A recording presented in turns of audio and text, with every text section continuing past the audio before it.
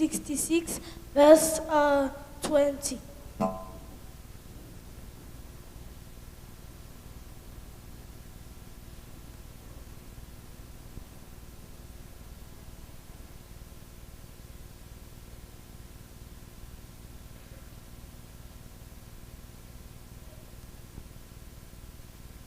It says, "Let us praise for showing us love and let us praise God for showing us love and answers our prayers." May we start praying. Thank you, God, for showing us love and answering our prayers. Thank you, God, for bringing your son to die for. Thank you. Amen. My second prayer point is about protection. May you please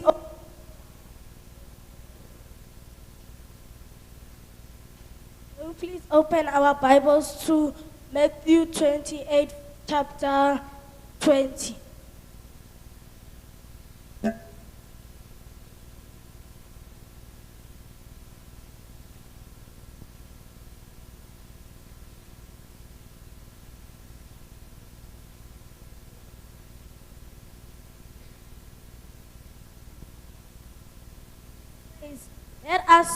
Let us pray to God to be with us always as He promised. May we start praying. Thank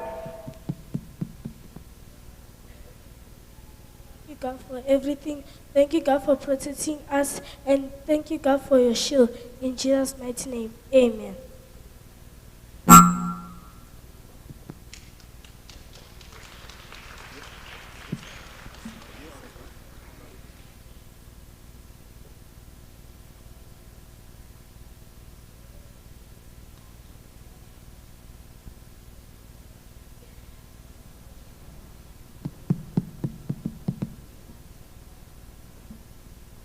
So today we are going to be praying for God to bless us. If you open Exodus 20 verse 12 says, "Honor your father and mother so your days may be long in the land your Lord your God has provided for you." And then if you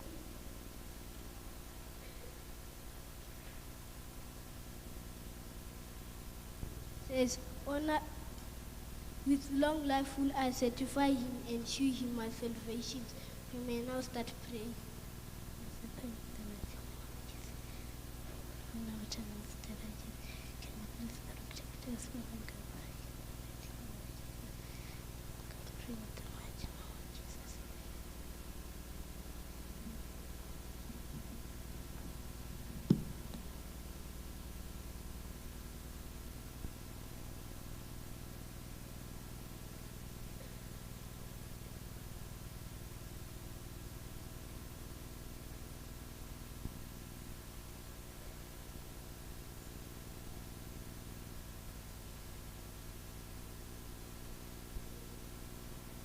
Yes.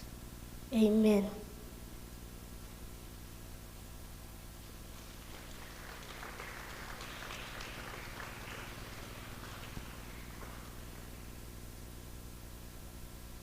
Good morning, everyone. Today we are going to be praying Today we are going to be praying teenagers who are doing matric. Let's pray for them. In the name of Jesus Christ, when they are going to be writing final exams, we pray for them to pass. In the name of Jesus Christ, I pray you, God, to be with them all the days.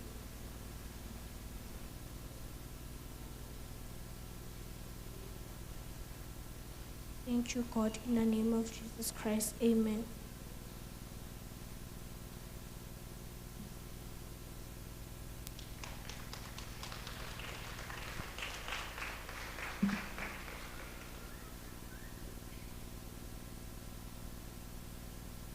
Good morning, church. Today we are going to be praying about patience. Isaiah 60 verses 20 says, "When the time is right, I, the Lord, will make it happen." Let's pray.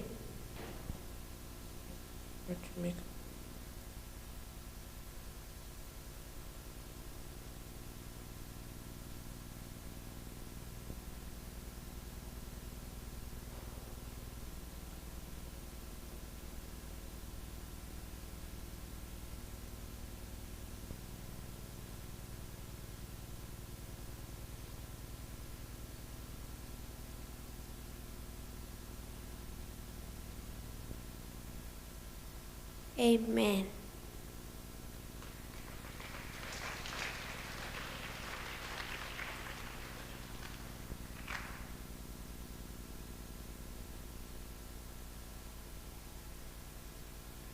Good morning, church. My name is Ngobi Chuma. My first prayer point is joy. But first of all, what is joy? Joy is the happiness that God has given us. So let's pray about the joy the happiness that God has given us.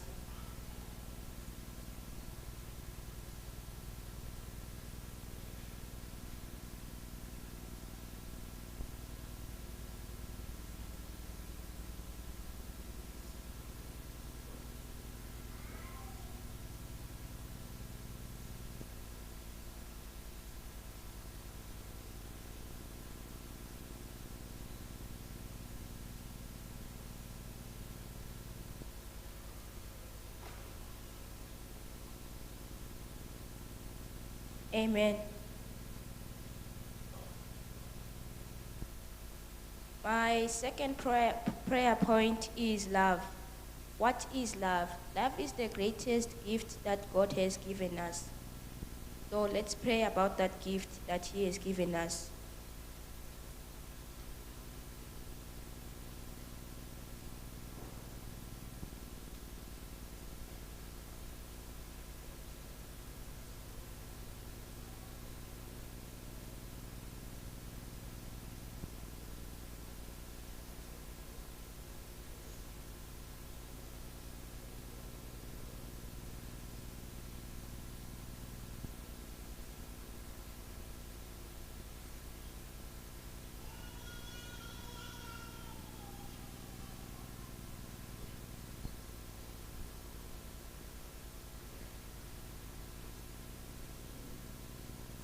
Amen.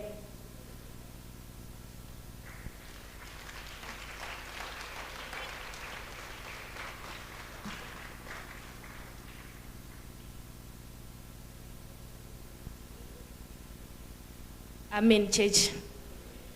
Ngatingozivai kuti ava vana ngativakurudzirei nekuti kuti vana vanopowa nekuti izvi zvinhu zviri kuitwa nevana, saka tese tofa kungoandastenda kuti ava vana. Praise team, we can come muombere muchitamba.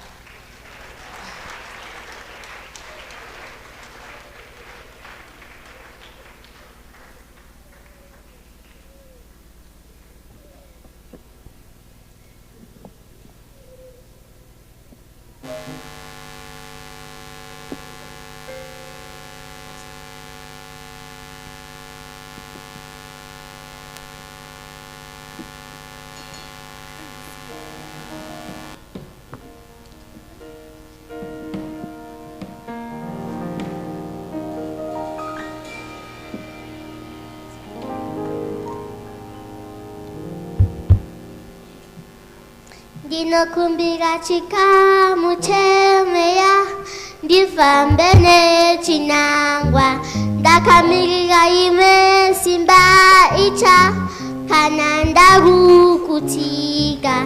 Ndinokumbira chikamu chemeya ndifambe nechinangwa ndakamirira imwe simba icha kana ndakukutika.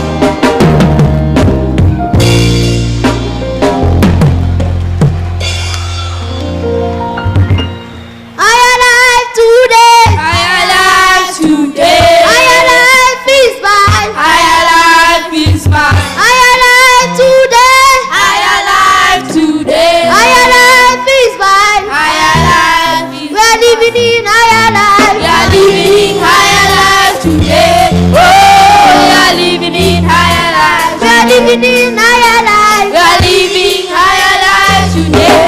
Oh, we are living in higher life today. Better life today. Better life today. Better life is mine. Better life is mine. Better life today. Better life today. Better life is mine. Better life is mine. We are living in better life. We are living in better life today. Oh, we are living in better life. We are living in better life. We are living in better life today. Oh, we are living in better life. Higher life today. Higher life today. Higher life is mine. Higher life is mine. Higher life today. Higher life today. Higher life is mine. Higher life is mine. We are living in higher life. We are living in higher life today. Oh, we are living in higher life. We are living in higher life. We are living in higher life today. Oh, we are living in higher life. Better life today. Better life today. Better life is mine. Better life is mine. Better life today. Better life today. Better life is mine. Better life. We are living in better life. We are living in better life today. Oh, we are living in better life. We are living in better life. We are living in better life today. Oh, we are living in better life. I dominate, I dominate, I dominate territory. I dominate, I dominate, I dominate territory. I dominate, I dominate, I dominate territory. I dominate, I dominate, I dominate territory. I dominate, I dominate, I dominate, I dominate, I dominate, I dominate. You dominate, you dominate, you dominate, you dominate, we dominate, we dominate, we dominate. Lift Jesus higher, higher, Jesus higher, higher, lift Jesus higher, higher, lift Jesus higher, higher. Let's turn it over, lower, let's turn it over, lower, let's turn it over, lower, let's turn it over, lower. Lift Jesus higher, higher, Jesus higher, higher, lift Jesus higher, higher, lift Jesus higher, higher. Let's turn it over, lower, let's turn it over, lower, let's turn it over, lower, let's turn it over, lower. Lift Jesus higher, higher, lift Jesus higher, higher, lift Jesus higher, higher, Jesus higher, higher, higher. Lift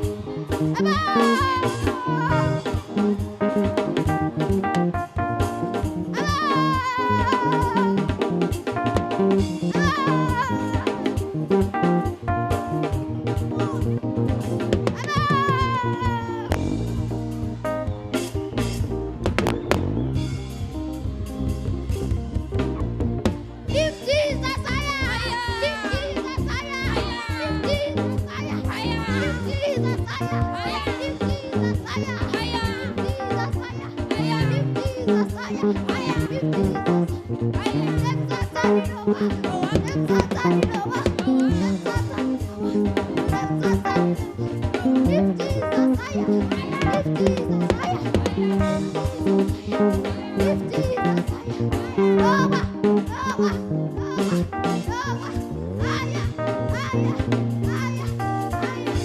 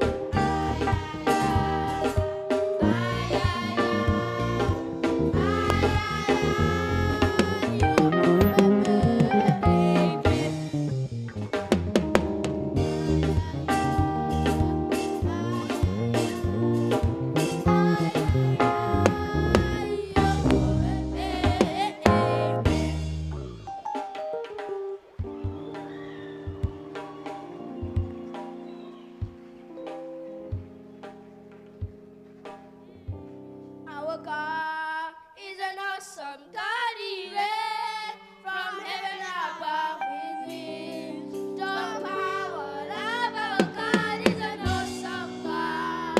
Our God is an awesome God, He reigns from heaven above with wisdom, power, love. Our God is an awesome God. Our God is an awesome God, He reigns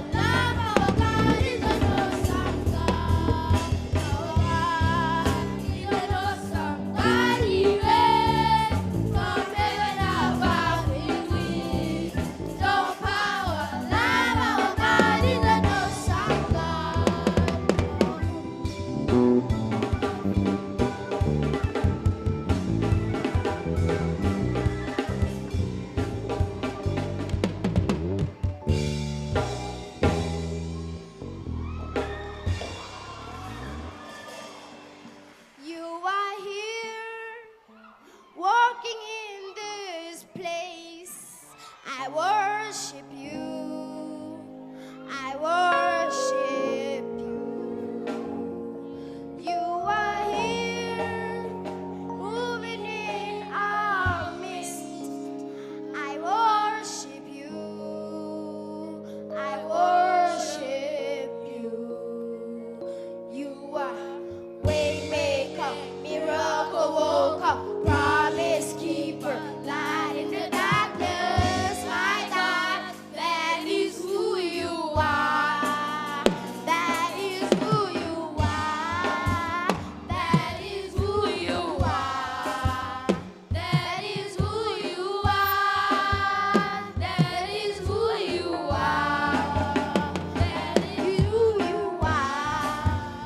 That is who you are. That is who you are. You are waymaker, miracle worker, promise keeper, light in the darkness. My God, that is who you are. That is who you are. That is who you are. That is who you are. That is who you are. You are waymaker, miracle worker, promise keeper, light in the darkness. My God, that is who you are. That is who you are. That is who you are. That is who you are. That is who you are.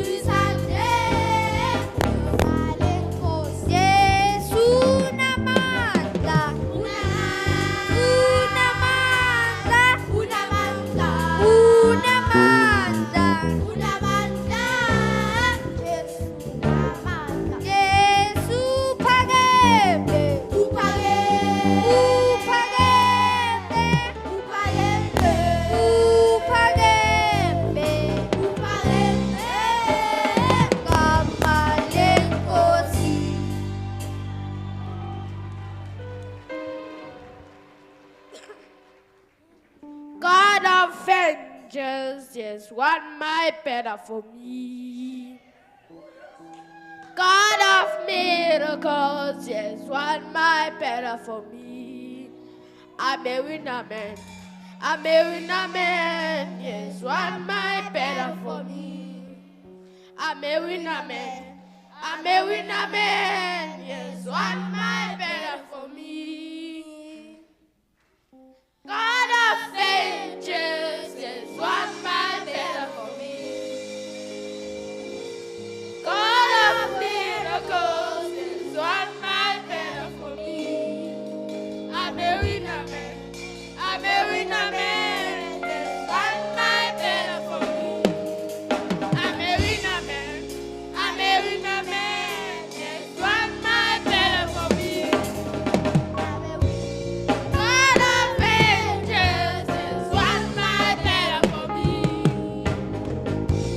God of miracles, yes, one might better for me.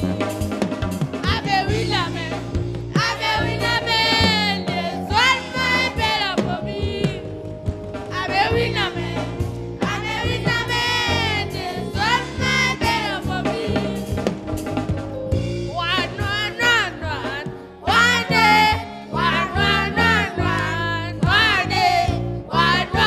One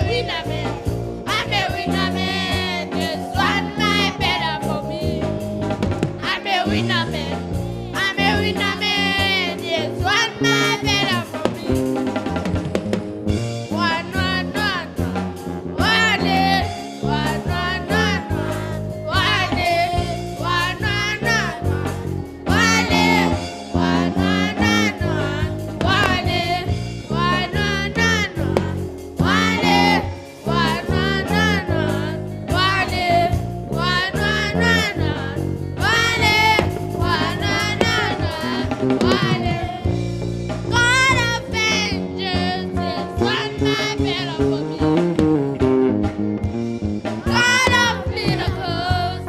one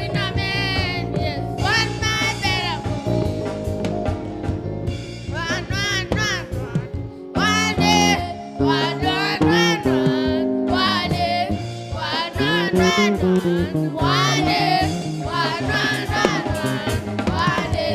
one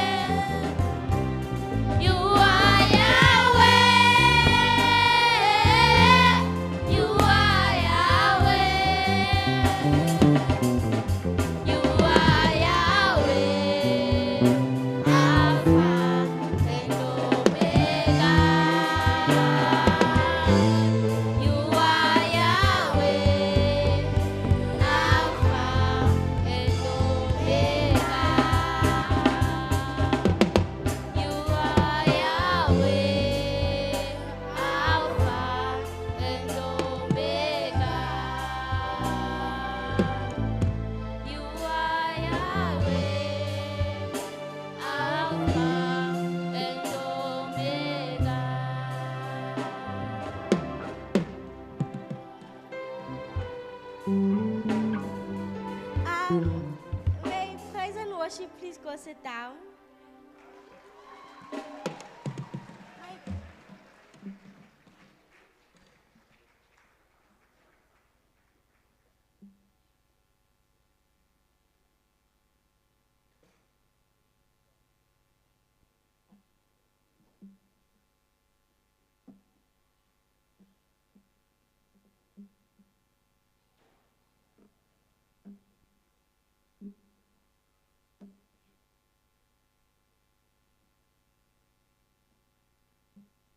May I please call on the second AMC and third one?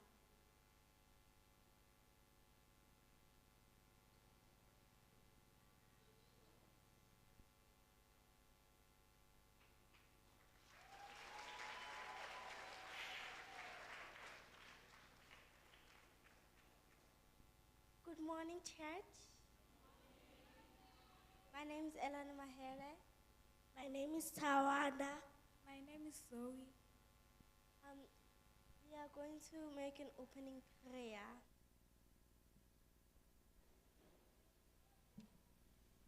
God the Father Holy,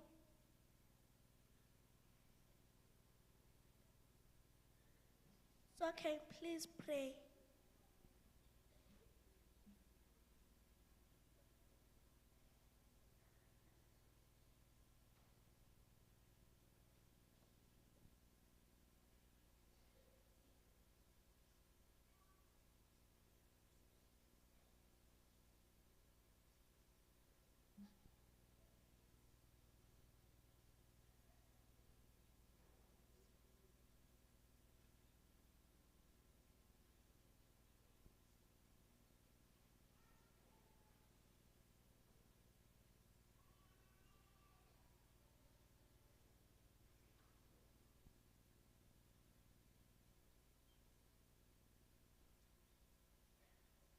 Amen.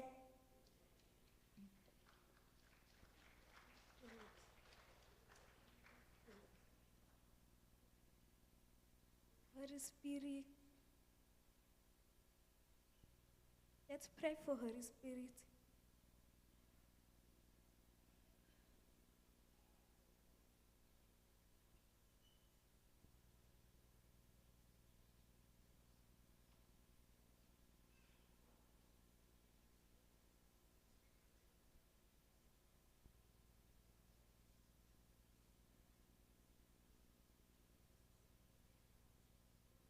Amen.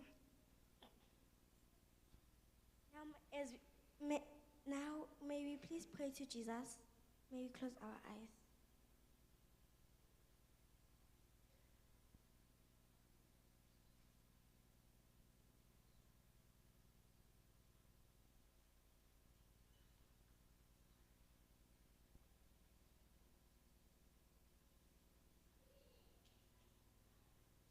Amen.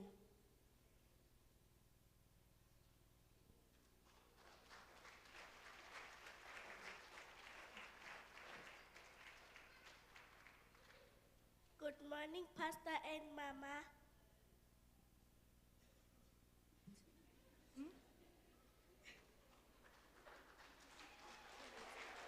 No. Pastor. Good morning, Pastor and Mama. Good morning, Pastor and Mama.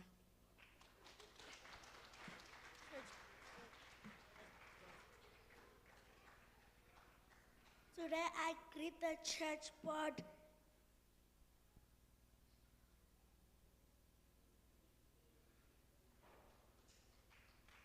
and the fathers and mothers. The great youth.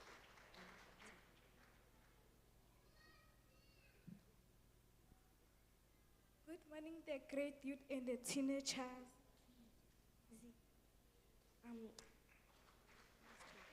And the Sunday school. May we please invite the items?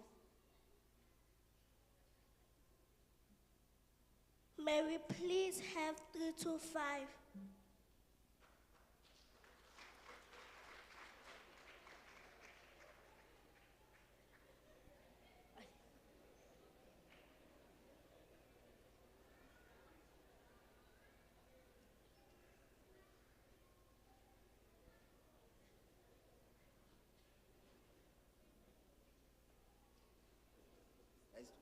Lucius.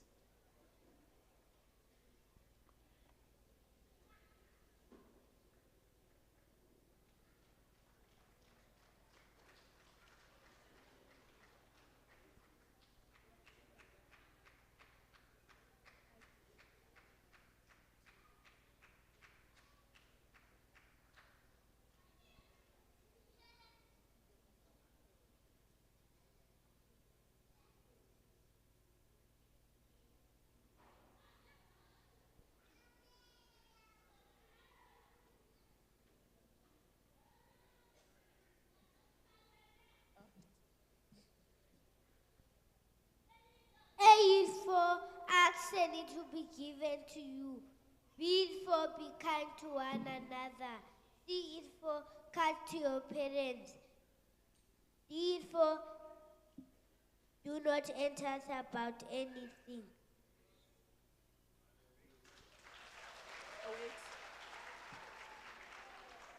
Hallelujah, hallelujah, hallelujah. Vana vedu vati vanoda kutombotiitira maalphabets zvavanodzidza kuchikoro. A is for You. A is for E. You.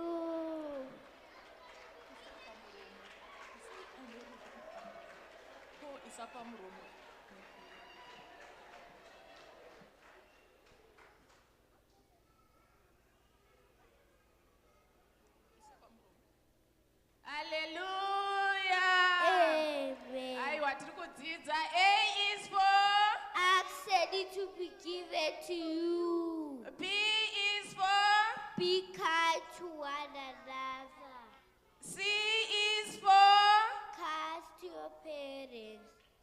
and to Jesus, for he cares for you.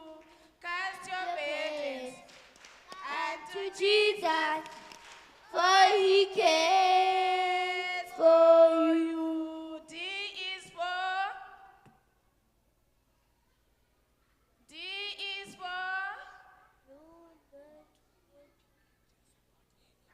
Do D not, is for do not let me enter about anything. D is for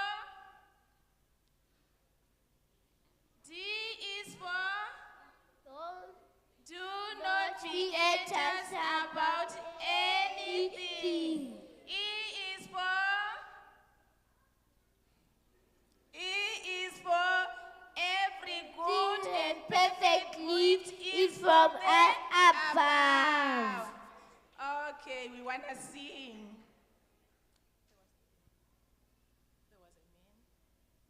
There was a man he Pharisee. He never thought God man.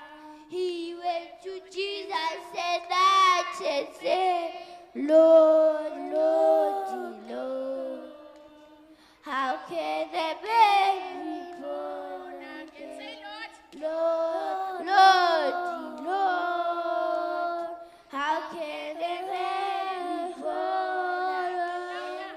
Lord, Lord, Lord, how can a man be born again? There was a man with 5 received. He never got the God man. He went to Jesus and said, Lord, Lord, Lord, how can a man be born again?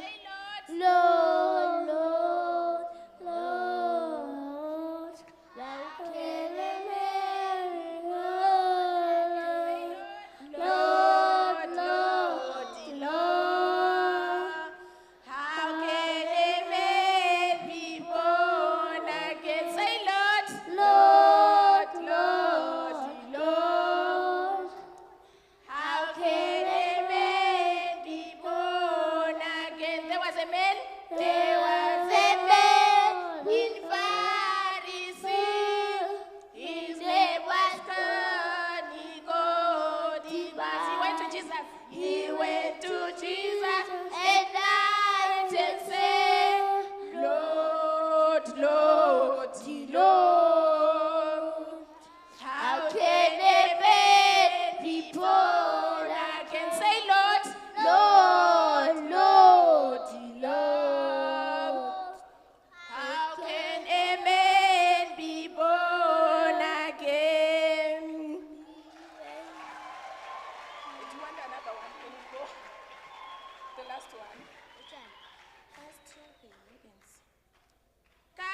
burdens unto Jesus, for he cares for you. Cast your burdens unto Jesus, for he cares for you. Higher, higher, higher, higher, higher, higher, higher. Lift Jesus higher, higher, jump higher, higher, higher, higher, higher, higher, higher, higher. Lift Jesus higher, higher, higher, higher, higher, higher, higher, higher, higher. Lift Jesus higher. Lower, lower, lower, lower, lower, lower, lower, lower, lower. Satan, lower, lower, lower, lower, lower, lower, lower, lower. Satan, lower. Higher, higher, higher, higher, higher, higher. Lift Jesus higher. Amen. Let's go. Let's go. People, let's go.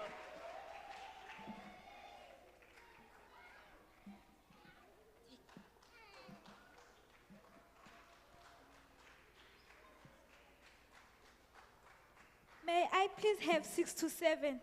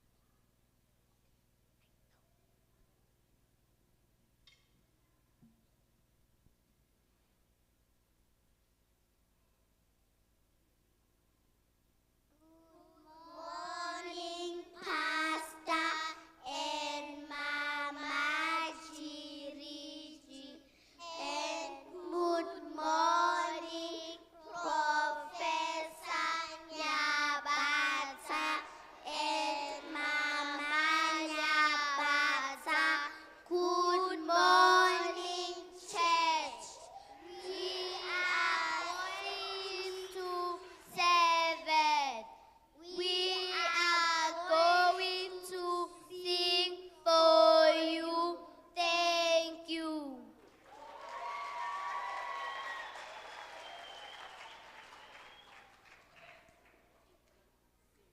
Lord, prepare me to be a sanctuary, pure and holy, tried and true. With thanksgiving, I am a living sanctuary for you. Lord, prepare me to be a sanctuary, pure and holy, tried and true. With thanksgiving, I am a living sanctuary for you. Prepare me to be a sanctuary, pure and holy, tried and true. With thanksgiving, I am a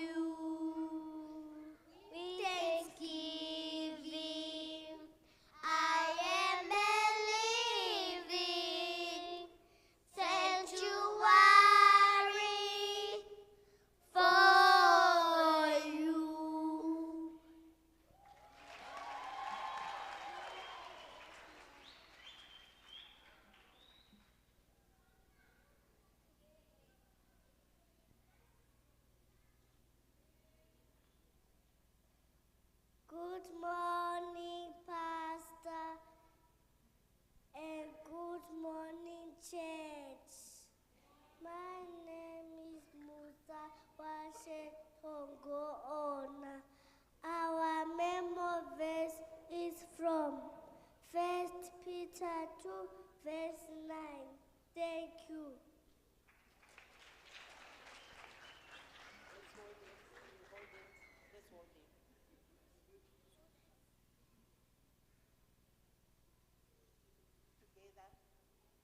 As we are a chosen generation, a royal priesthood, a holy nation, and peculiar people, now we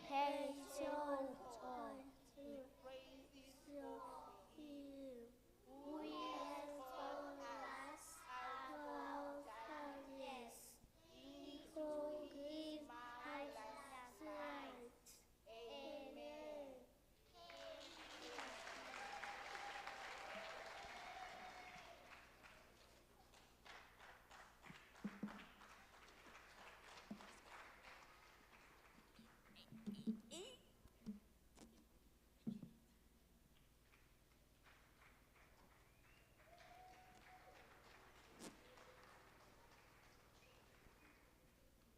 Thank you. 627.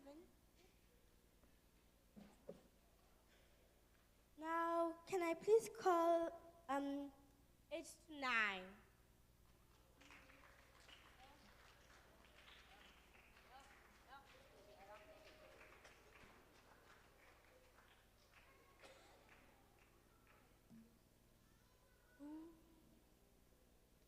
Who is it?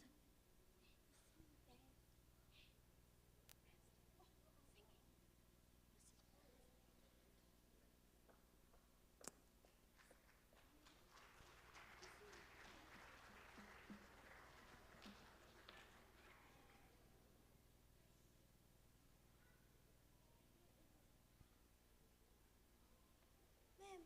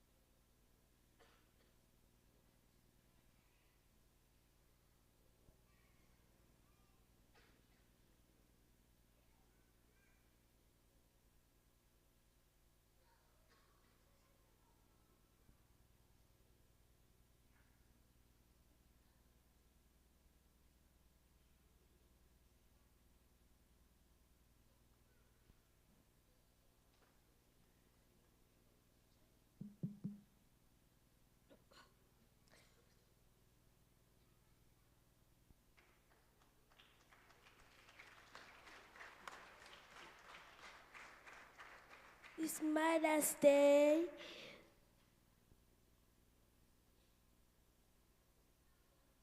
A Canal's house. Happy Mother's Day, Mom. I love you. I love you too. Mom, when I grow up, I'll build you a big mansion. Sweet. Mommy, I love you. Thank you. Hey, Mom, when I grow up, I'll take care of all your needs. Thank you, my darling. Mom, when you get older, I want to give to take you on a...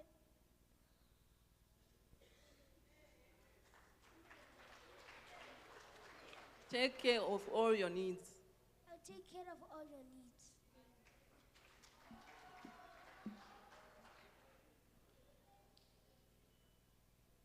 Meanwhile, Hey, Mom. and a pill, Hey, Mom, and a pill. Hey, Mom, I just came to say Happy Mother's Day. I know my mom does not want me to see you, but... Thank you, my daughter.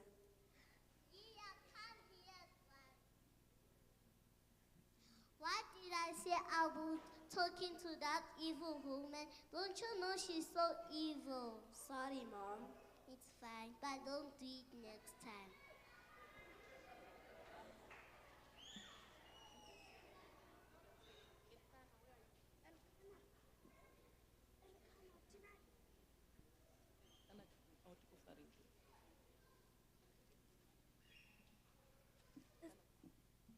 We are going to the house of God and give Him this offering.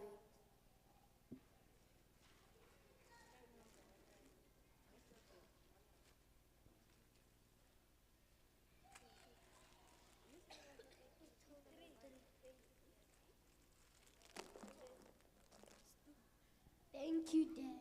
Thank you, Dad.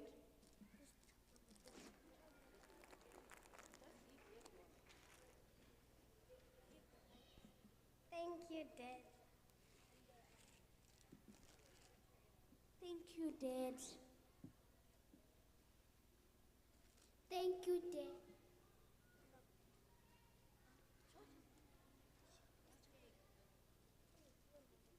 Thank you, Dad.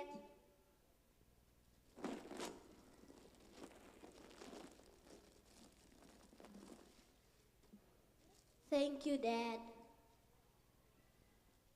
Thank you, Dad.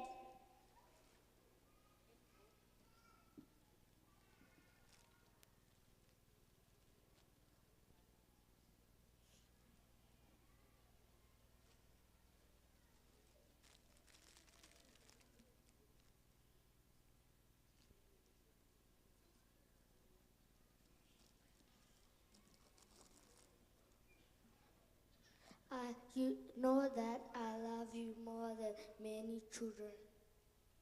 Thank you.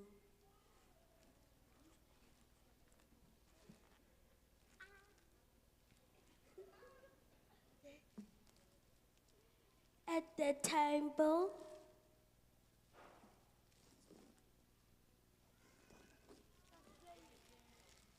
Hannah playing.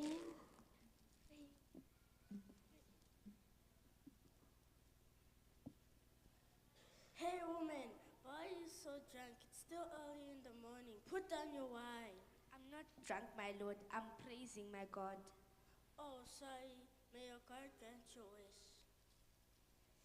How can a woman without kids go to heaven?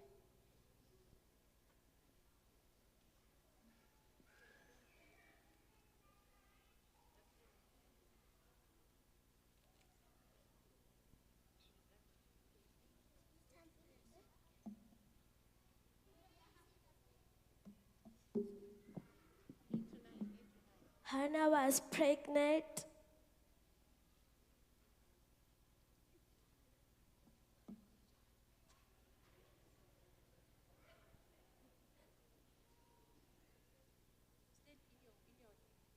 The end. Thank you.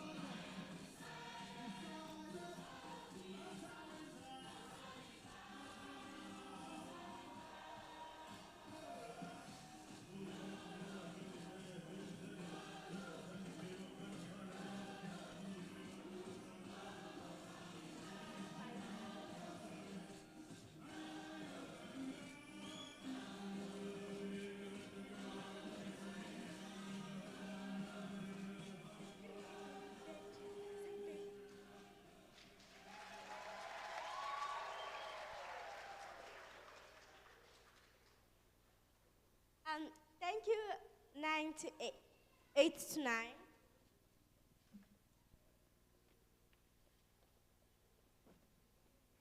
May I please invite the visitors to the stage?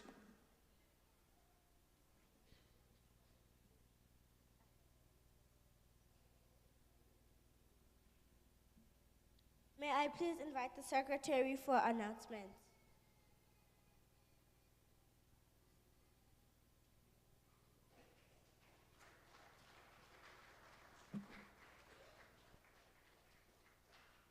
Hallelujah. Amen and amen. Regai titende Mwari nekuda kwevana vedu vari kutiitira zvakanaka. Handisi kuziva hangu kuti ma10 to 12 vachauya nguvai, but regai ndingoita zvandaudzwa nema-MC. Hallelujah. Amen and amen. Aiwa chingomberera maoko timu rangu iri. Hallelujah. Zvakangonaka kuti tipanane kuti tiri kufamba sei svondo rineiri. Regai ndingoti whilst ndiri kugadzira tunhu twangu panapa, regai ndingoedza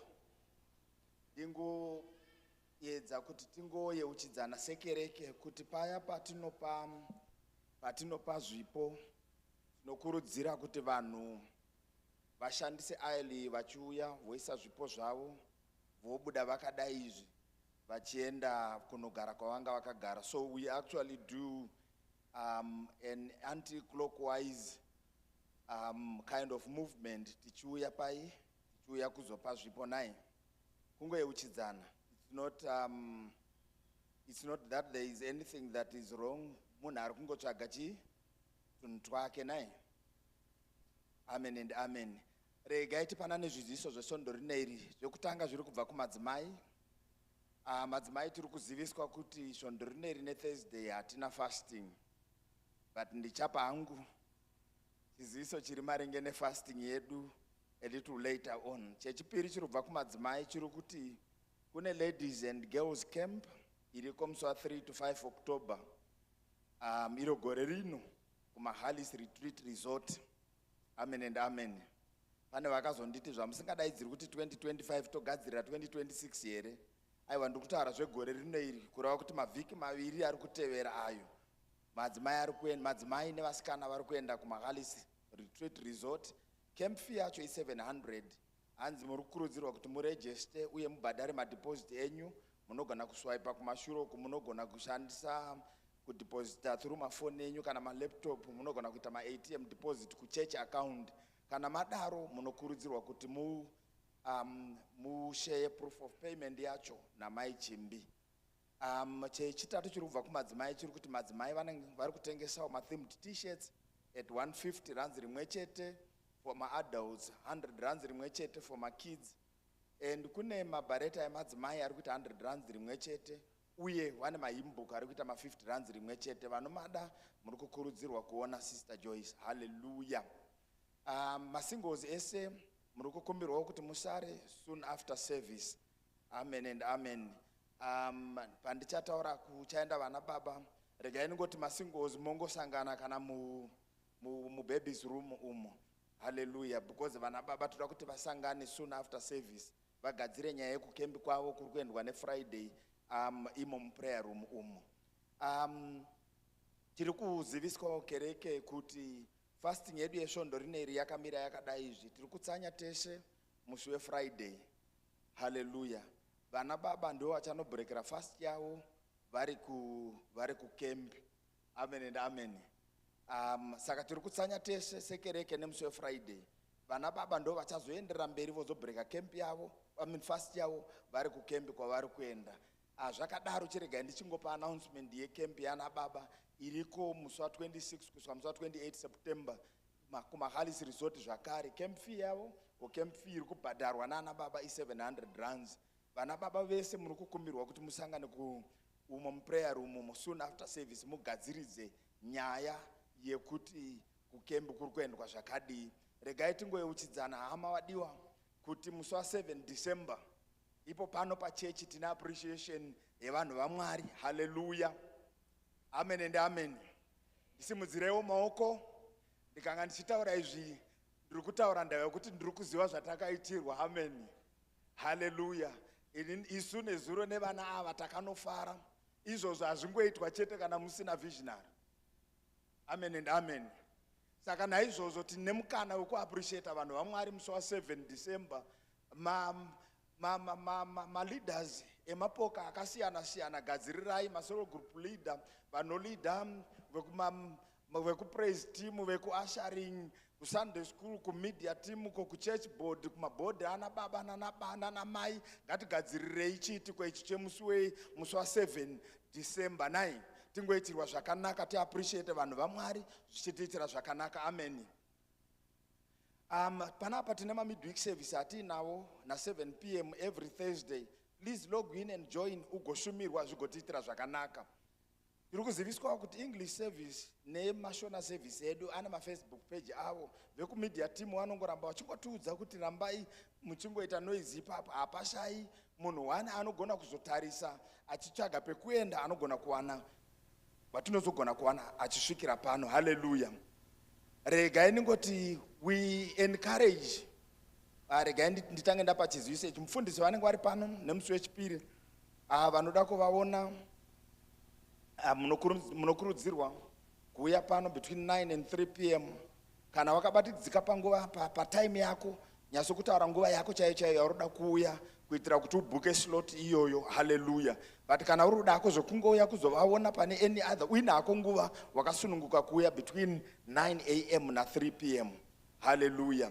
Isusu sevatendi tinokurudzirwa kuti tikoke vanhu vaMwari, tikoke hama dziuye kukereke nesu pamwe chete naye. Invite somebody, invite someone vauye kukereke.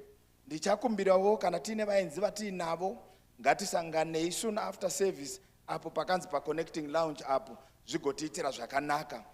Sekereke tinoyeuchidzwa kuti ngatirambei tichibhadhara, o tinoyeuchidzwa kubhadhara zvipo nezvegumi. Pano takaitirwa zvakanaka, tine nzira dziri nyore chaizvo kuti ubhadhare chegumi chako, ubhadhare chipo chako. Unogona kuyeuchisisa kuno kumberi, uko kumashure uko kune ma-speed points, kune ma-swiping machine, unogona kunoswipa ikoko, uye unogona kuenda pa-ATM unoita deposit, kana kuti unogona kuenda pa-phone pako wotransfer ku-church account, iyo account yacho iri papapo.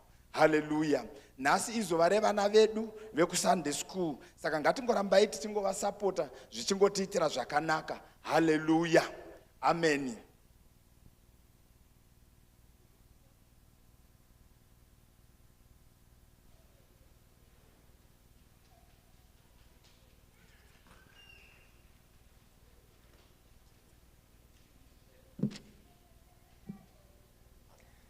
Time for the word.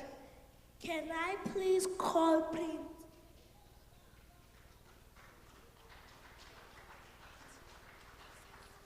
And Princess. Zoe and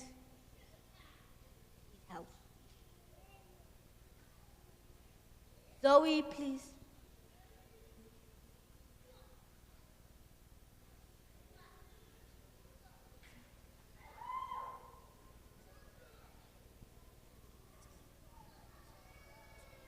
Hallelujah.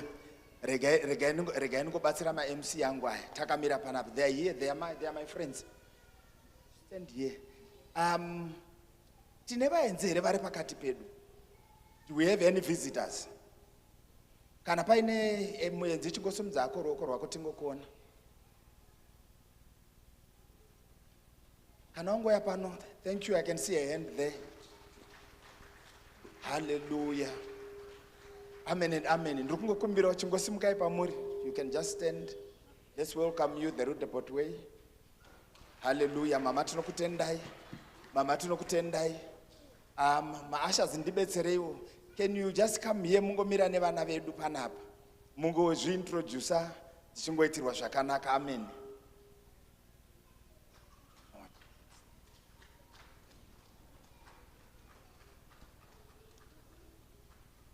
Uya henyu, famba henyu. Tinokugamuchirai, mama. Thank you. Hallelujah. Ngatingoombererai maoko naye. Zvingotiitira zvakanaka. Hallelujah.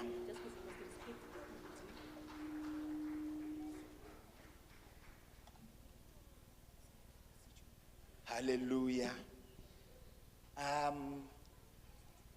Do we all understand Shona? We are good. Pakanaka, zvaita zvakanaka. Ndangoti ndibatsire vana. Maita zvakanaka matijoina pano nhasi izova revana vedu veSunday school.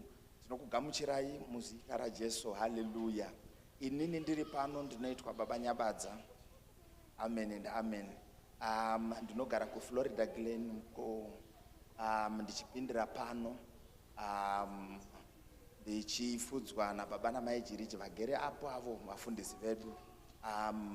Kuti mungozviintrodusawo nemuto iwoyo, mungotiudzawo zita renyu kuti mabva kupi uye kuti pamauya apa maita zvokukokwa here kana makokwa nani kana makationa paFacebook mungotaurawo kuti takakuonai paFacebook or whatever platform tingoziva kuti tinofokasa papi panyaya dzekugadzirisa zvinhu zvesocial media yedu.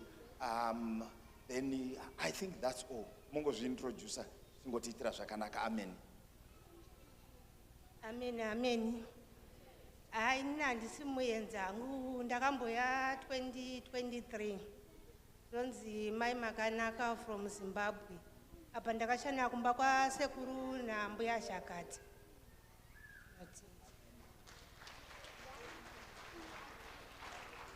Hallelujah church. Tinotenda Mwari tasanganiswa pazuva ranhasi. Ini zvangu ndinonzi Tatenda Makausi. Ndakashanyira mai vangu. Tinobva kuZimbabwe. Saka ndauya namama vangu nakudzai Shakati. Amen. Hallelujah. Ndoitwawo Malvin Guzuzu. Ndakabvawo kuZimbabwe ndishanyirawo sekuru vangu Mr. Nkoloma. Ndo vati uya timbobata tese nhasi umboonawo zvatoita kuAFM. Ndikati no, it's okay. So time yese yandini ndiri kuno change tichibata tiri tese pano paFM. Hallelujah. Hallelujah. Mune mapepa amapiwayo muri kukumbirwa kuti mungonyora mazita enyu nemadetails enyu. Munogona kupa maasha vamuri kuona ava kana kuti mongoisa muoffering basket kana kuzopa inini patichasangana pamberi apapa. Ndapota zvangu panopera service ngatingosanganai apo for 2 minutes tingoita zvatinongoita tingotiitira zvakanaka. Amen. Tinotenda Mwari. Munogona henyu kugara pasi. Hallelujah. Regai ndingodaidza hama dzangu idzi dziuye dziite basa radzo. Hallelujah.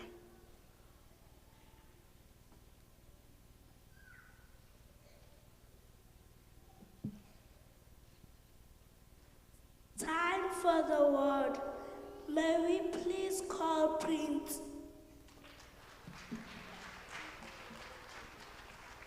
Good morning, church. Good morning, Mama. Good morning, Pastor. Today I'm going to preach for you. Hebrews 11, verse 1. Now faith is confidence in what we hope for, and assurance about what we do not see.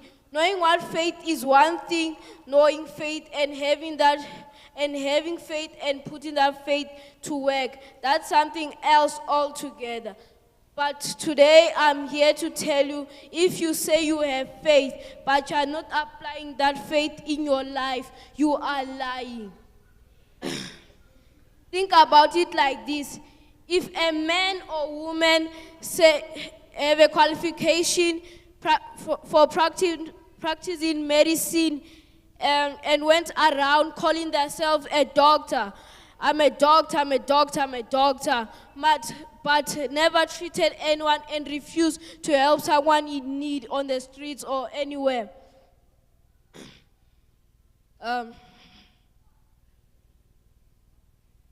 He or she is nothing more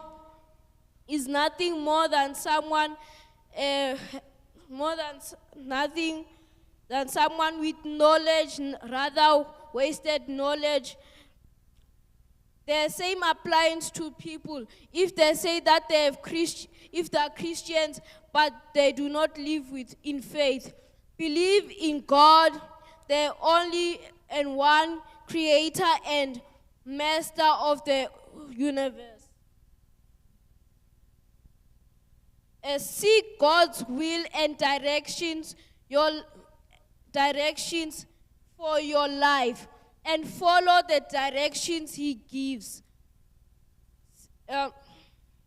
Believe and trust in God's provision, comfort and protection, leadership and wisdom in all things.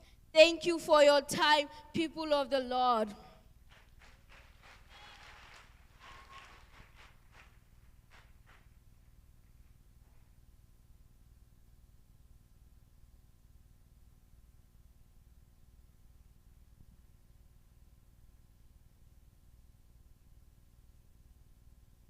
Good morning, church. Today I'm going to share a story with you.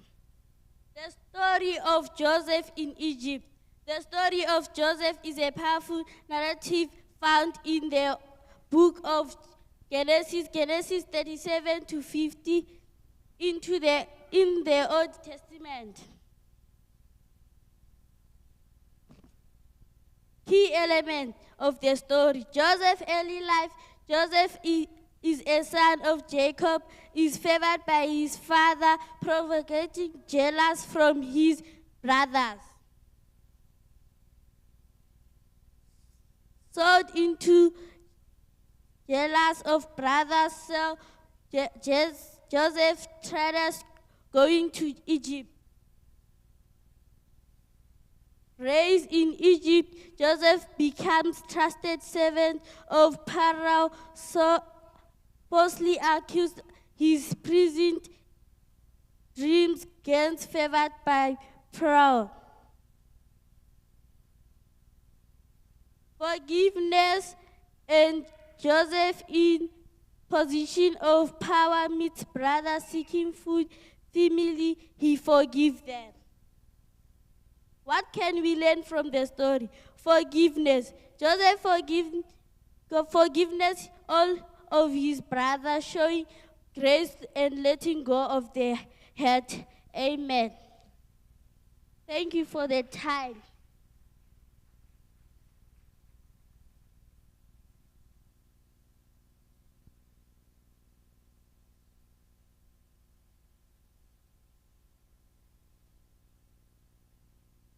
Good morning, church. Today, I'm going to be preaching about Jesus calms the storm, Mark 4, verse 35. Let me ask, have you ever been in a storm, literally or in life, where it felt like everything was going wrong? That's what Jesus' disciples experienced one night on the Sea of Galilee. Jesus and his disciples were in a boat when a furious storm suddenly appeared. Waves crashed into the boat and water started filling it up. The disciples were terrified, thinking they would drown. But Jesus was sleeping. They woke him up and said, "Lord, don't you care if we drown?" Jesus stood up and spoke to the wind and waves and said, "Please be still."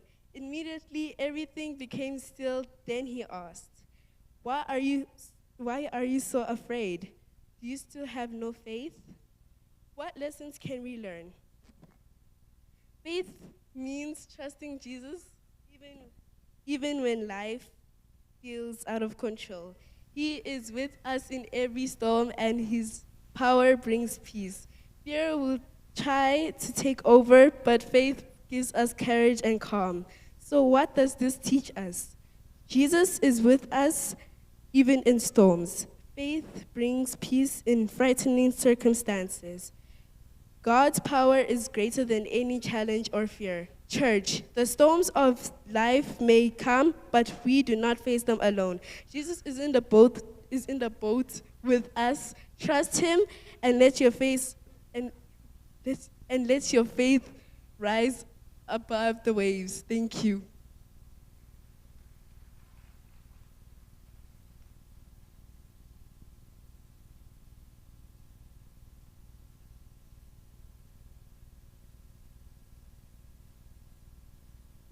Good morning, church.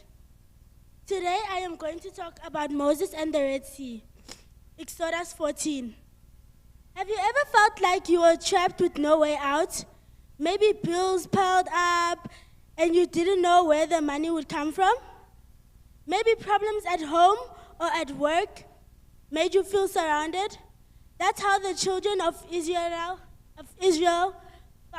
felt when they stood before the Red Sea with the Pharaoh's army behind them. Story.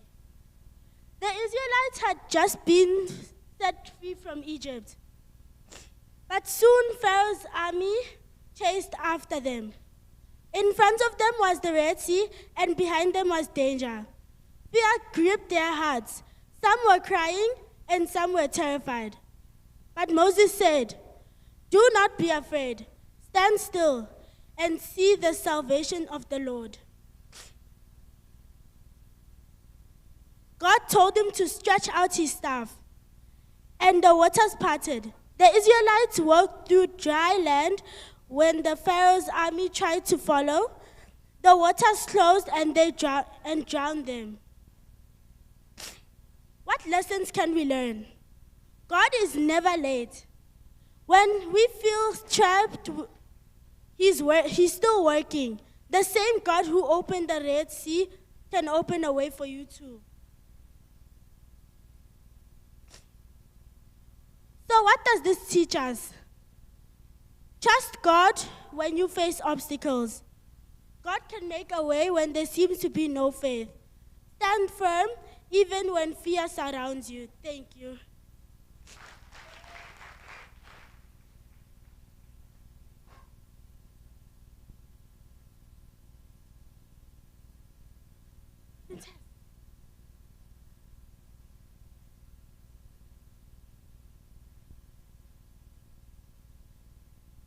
Hallelujah, church.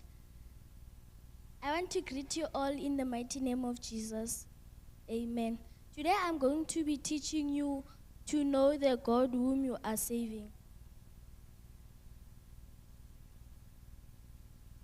The story of a woman in Shunem, 2 Kings chapter 4, verse 8 to 37. The story tells us that the Shunem was rich and humble.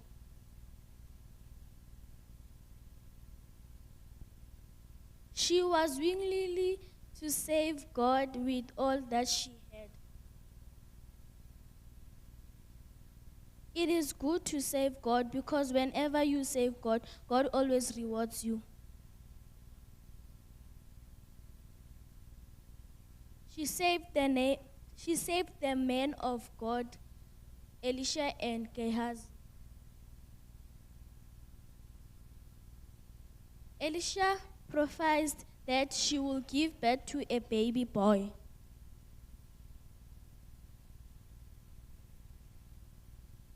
Here comes a challenge. The boy got sick and died.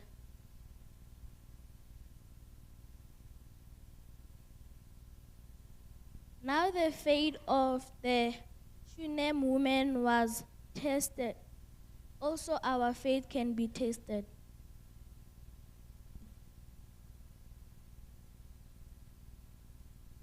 Be still and know that I am God.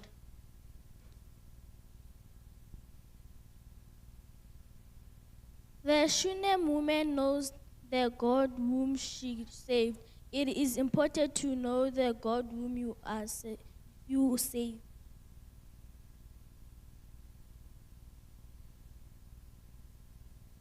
God is always there when you are sick. God is always there when you don't have food. God is always there when you disappoint, facing changes when you are happy. God is there to save you.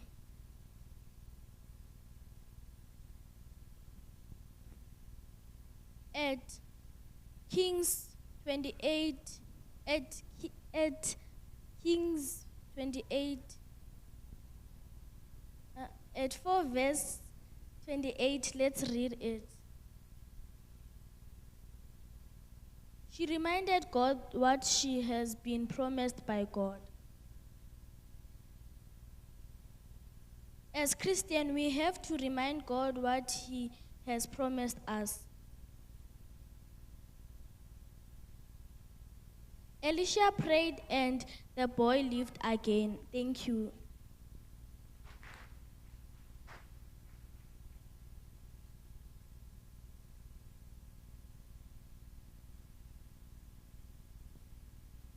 Good morning, church.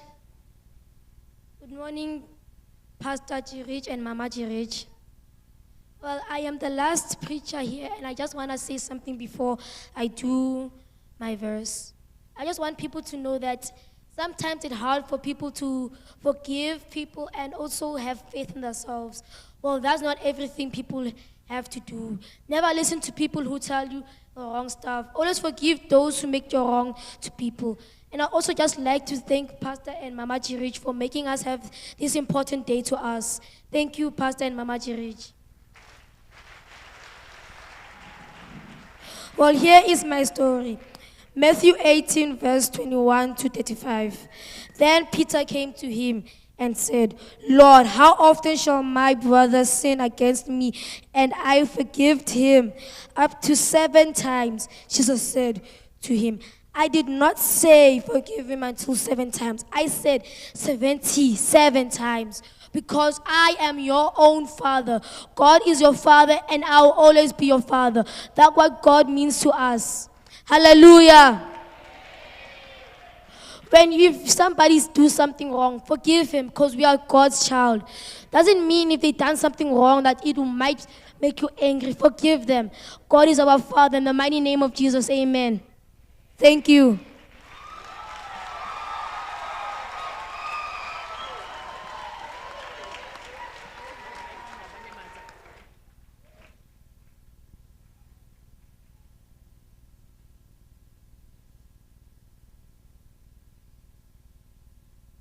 Hallelujah.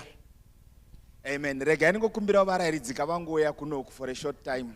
Ma Sunday school teachers ose ndikungokumbira mungoya kuno for a short time. I know kuti pakati pedu maybe pagere vanhu vasingazivi hama idzi. Zvakakoshesesa kuti muzive kuti mwana wenyu anani uye ari kusikera nani, izvozvo zvinotiitira zvakanaka. Amen. Tingaombererai mumaoko vachiuya.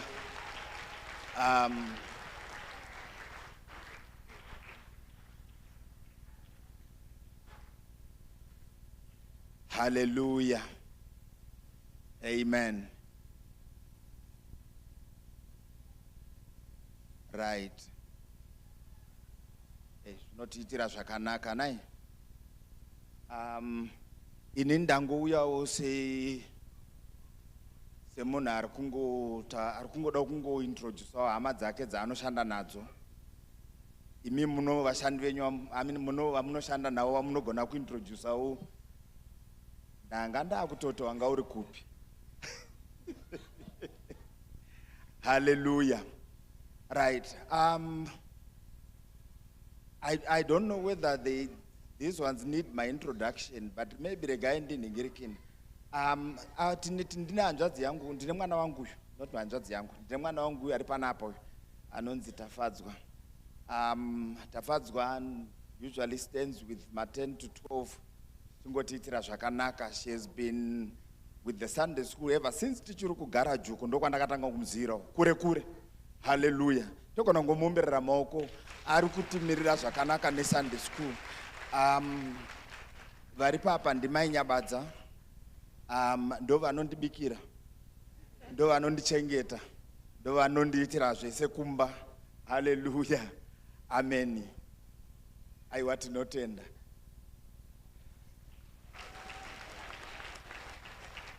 Vari papa vanonzi Sister Linda. Vagara muno muchechi, ndofunga munoziva. Pandakatanga kusvikawo muchechi ndo vandakasvika vachinyararidza vana kuti tichiri paglass feet up. Singotiitira zvakanaka. Sister Linda vari responsible for man. Alright, vanobata kwese. Hallelujah. Apa tina Sister Shalom. He challenged me yesterday. Vakanga vari kubasa vakazotiteera kuRandfontein. Just kungoya kuzotamba nevana. That to me it spoke quite a lot, because munhu ari kutobva kunoko achienda kunana Randfontein uku just for the sake yevana vedu. We thank you so much, Sister Shalom. Amen. I know Mama, she's probably new to many. Her face is new to many. Vanetwa Dr. Spanda. Varipa Unisap, ndopawaru kushandira. But she's also with our children, man 8 to 9, who Sunday school. So Mama, we really thank you for, steering up the ship and being part and parcel of Vanavedu. We really thank you. Amen. Hallelujah. Vari papa vanonzi mai murero. Vanopinda kumasoro group ekunana Delarei uko kune kuchichi vanoziva kuti ndoko vanogara kudhuze nekwatogara uko. Saka mamama waona ndo vanga vaine ma 8 to 9 vari pano vachiita ningiriki. Togona kuvaomberera maoko. Amen. Ava vanonzi my loveness ndo vari responsible for ma 3 to 5 edu kuvana ikokoko vachingotamba navo. Ndofunga mavanzwa vachivabetseredza kuimba kuti zviite zvakanaka. Amen. Sinote. Vanetwa Sister Kudzi. Sister Kudzi traverses from all the vanogofamba kuma age group kwese. Mate. Hanzi vanonzi overseer.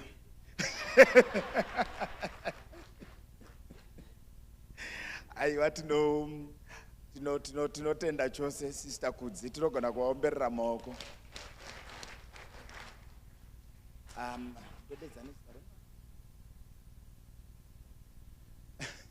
Vanonzi Mai Rachel. Mai Rachel vari responsible for ma 6 to 7 kuvana vedu kuSunday school uko. Mangoona vachivabatsira kunyatsokuita kuti vanyatsokuimba zvakanaka. Tinongovagamuchira nekungovatenda mazviita yenyu mama. Vari pekupedzisira apa ndi Mai Mutape, Mai Maduveko. Regai tingovagamuchira zvakare nekungovatenda muzita raJesu. Amen. Saka kune mimaticha ndinoti thank you so much. Makaita munogara muchiita basa randinoyemura. Inini I'm no longer going there a lot, but you know what, the ship is still going. And chirega ndichingopedzawo ndichiti thank you so much Mfundisi. Thank you so much Mama. Nedari repano, we had a wonderful time yesterday. Ne vana vedu veku-Sunday school. Handizivi kuti pane vari pagrupu revabereki ndofunga makaona zvaiita vana nezuro. Saka tinato vana vedu, they actually were just enjoying themselves yesterday. Vane zvavari kugona nevane zvavari kuita sei, it was just but a wonderful time. Takaitirwa zvakanaka kuota park. We had some nice thing. Taisatoziva kuti tine team rinogona zvokudhidha izvi. It was actually a good thing. Ndakatombofunga kuti timu iri panapa pachabva ma-Olympians. Pane vamwe vainge vakarara mumvura nemanhede. Vachingodaro zvavo varipo vana brother nga vachingozambira mushana vari pamusoro pemvura. It was actually something that was good. Nematicha acho, you can see it was also wonderful. Thank you so much for the opportunity. Vakatipa transport, tinotenda chose, Baba Nyamunga, Baba Magunda, Mai Mugando, Baba Mahere na Mama, Mai Chimbi, na Mai Mananga. Yes, thank you so much. I really appreciate it. Tinongotenda. Nevakatunzira vana, tinongotenda makatipa mukana wekutamba nevana. It's always nice kungotamba nevana. It's always nice. We had a good time. Regai ningogumira ipapo. Maticha angu regai ningokutendai. Sunday school, can we go to our classes at the present moment? We can come down and we go. Tongo budane matichas yedu zongotiitira zvakanaka. Amen.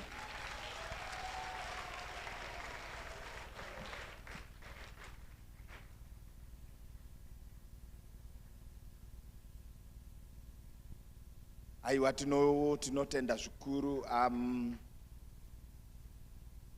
Regai tingoti vaende kwavanodzidzira zvingotiitira zvakanaka.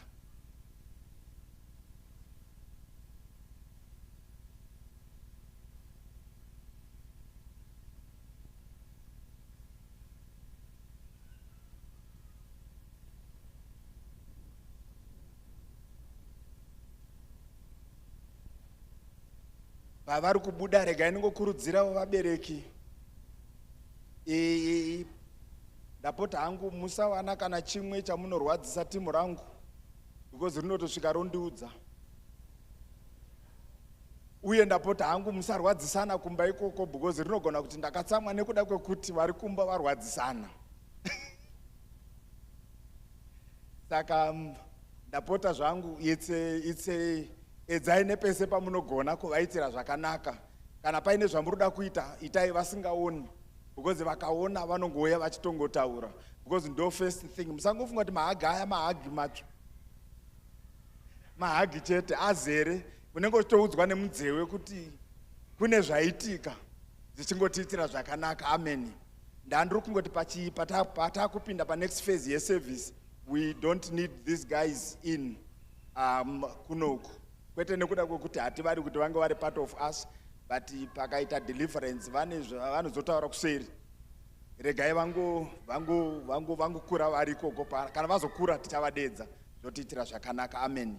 Regai takasimuka, regai ndidedze mufundisi titorere chirongwa kuenderera mberi, tienderere mberi neservice yanhasi, Mwari vachingokudzwa. Hallelujah. Amen. Muzita raJesu, hallelujah. Ndinewo vandakaswera navo nezuro, vandanga ndinavo nezuro, ngavauye kuno vane zvekutaura. Ndine vandanga ndinavo nezuro. My team, do you still have an item, guys? Can we do it?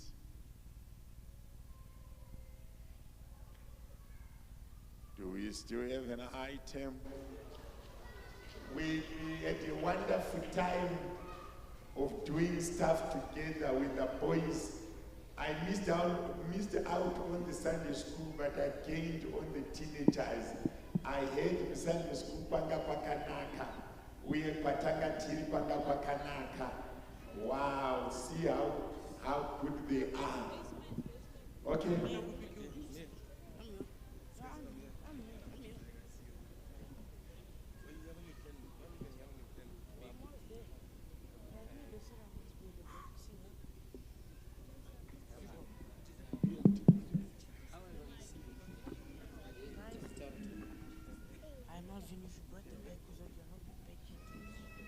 Mamkaze maZimbabweans. Asa akuzi maZimbabweans. Achikokuremind aya pangu makangaro. Mamkaze isu tatazoya koipo kopawo mufundisi vote of things. Kunizise zvamakatiitira nezuro. Akomana mufundisi ndandirufunga kuti moita isu siyangerichi takana fasting ye7 days because kuguta kwatakaita izvezvi tozongobreaka diri Sunday. Mungotipa fasting yedu makomana chete 7 days. Yeah. Kuitira chimbokavha takanakirwa. I think munofanira kuita futi lady in men's night. Yeah, kumba wana baba mumboendawo kwamufundisi mumboona kuti koitwa sei, because nemalessons futi takadzidza zvakawanda. And I think kuti wabereke muchaona ma-changes wakomana. And please futi mukaona ma-changes musazongonyarareka muri kumba, mumbouyawo mumbotenda mufundisi kuti makaita basa, mukomana kuzviwachira hembe chichi. Futi musatibvunze zvatakaita, tichazokuudzai isusu nenguva yedu kana takuda futi. Thank you. Hallelujah. Tisati taimba futi pane zvada kutaura. Kana makuzoona mateenager vakomana vakwatawo ma-underwear avo ega, musazoshamisika.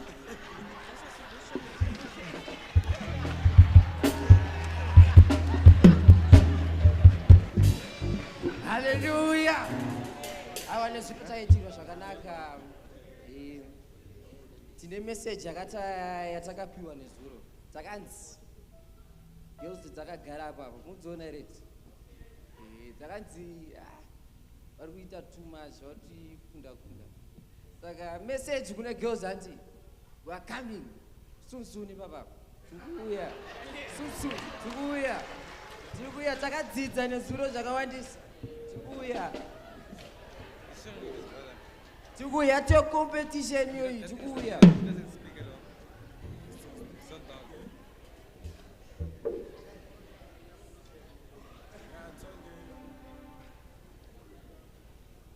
Greater life today. Greater life today. Greater life is mine. Greater life is mine. Greater life today. Greater life today. Greater life is mine. Greater life is mine. Living in greater life. Greater life. We are living greater life. We are living greater life. We are living greater life. We are living greater life. Greater life today.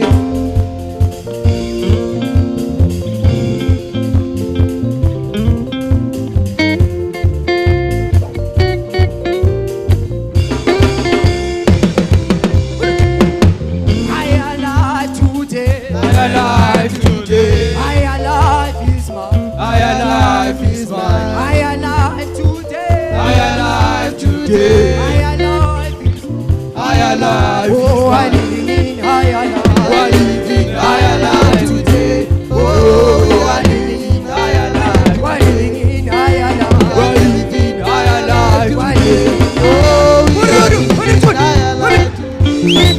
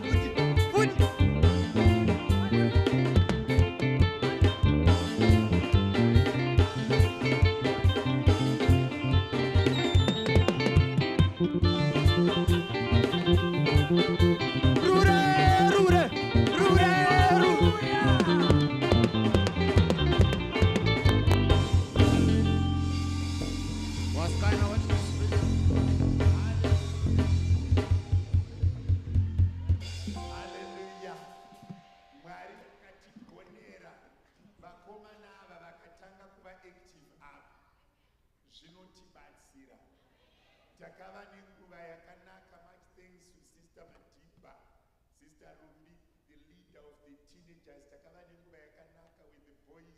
Kudzidzisana, we were talking about purpose, responsibility, and discipline. Those were the three major things. Ndazoona kuti isu tine vamwe zvatinotya kutaura. These guys can say anything. Mangozvibvirawo. Isu vamwe tine mabreaks, but we taught each other responsibility. Let's give them the opportunity to be responsible. Vana mai ndadzokazve ndakumbirisa. Let's not do washing for these guys.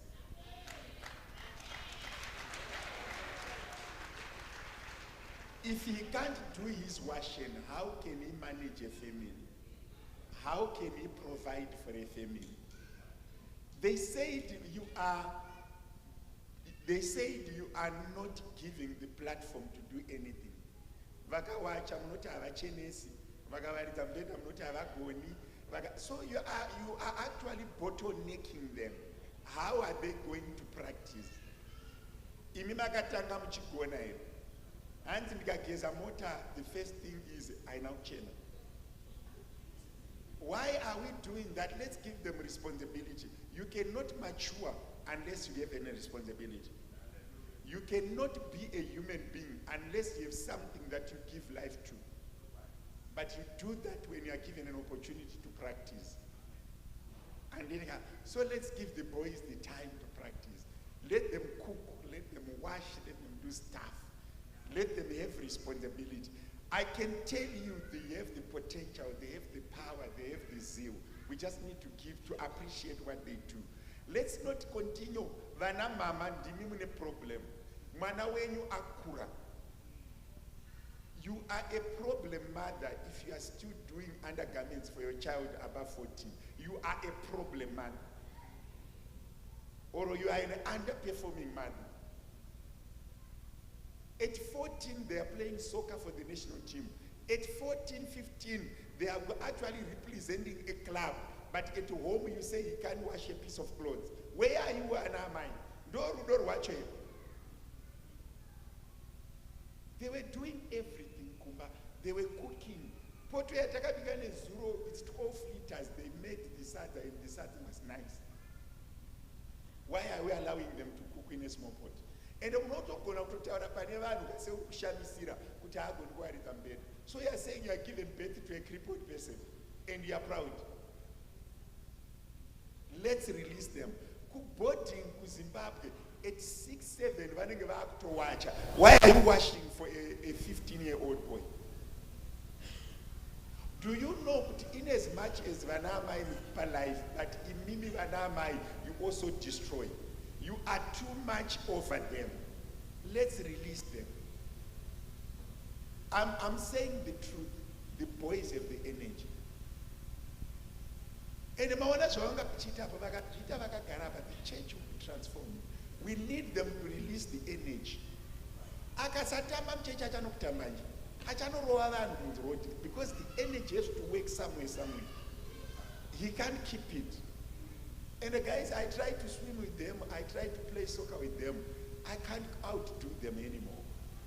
They have the energy. And they have the capacity. And they promised me that girls will never dance better than them. Girls will never speak better than them.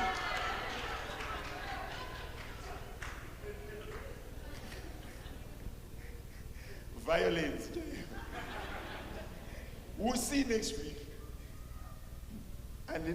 But I really enjoyed time with the teenagers. It was after every 3 months. Because when we meet, we need to eat. Time of 2 liters a drink, undiluted, we dilute it, we drink it, we finish it. Papa.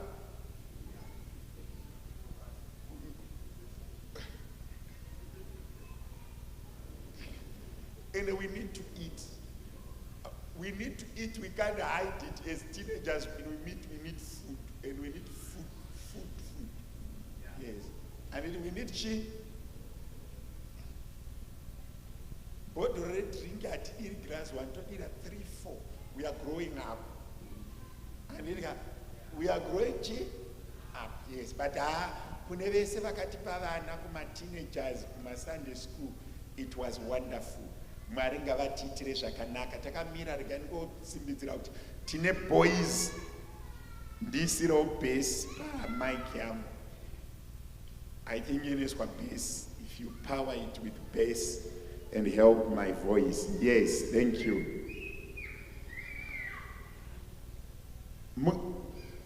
Tine men and boys camp. Muswe Saturday. Vana mama ngati release vana baba tinuna mati. Let's go and pray. Vakomana, let's go and pray. Simbare redu riri pakunamata.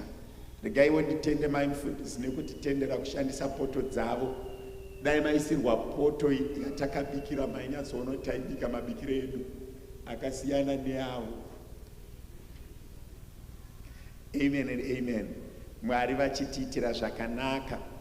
Ndiri kudzokororazve ngatitsanyei. I've got one specific thing to do and I want to do it very quickly. Vanoverenga shoko raMwari ndiverengereiwo kuna 1 Chronicles chapter number 4 verse 10 only. Mugondiverengera kuna Numbers chapter number 22. Numbers chapter number 22 verse 1. Numbers chapter 22 verse 1. Ndinenge nchikuudzai kuverenga. Tichagara hedu pasi manje manje. I want to be very quick on what I'm doing. Praise and worship vakapedza kuverenga. You can listen on my back with me. Tichaverenga. Jabesi akachema kuna Mwari weIsraeri achiti, haiwa dai mandiropafadza, mukakurisa nyika yangu, ruoko rwenyu ngaruve neni, uye rundichengete kune zvinokuvadza, kuitira kuti ndisarwadziwa. Uye Mwari akamupa zvaakakumbira. Jabez cried out to the God of Israel, "Oh, that you would bless me and enlarge my territory. Let your hand be with me and keep me from harm, so that I will be free from pain." And God granted his request. Numbers 22 verse 9 and 10. Ipapo vaIsraeri vakafamba vachienda kumapani eMoab. Numbers chapter 22 verse 9 and 10. Mwari akauya kuna Bharamu akamubvunza akati, vanhu vauinawo ndivanaaniko? Bharamu akati kuna Mwari, Bharaki mwanakomana waZipori, mambo weMoabhu, akanditumira nhume idzi achiti, vanhu vakabuda kubva kuIjipita vakazadza nyika yose. Verenga 11. Zvino uya unditukire vanhu ava, zvichida izvozvi ndingagona kurwa navo ndikavadzingira kure. Verechirungu verengai kubva kuna Matthew chapter number 4 verse 1. Matthew chapter number 4 verse 1.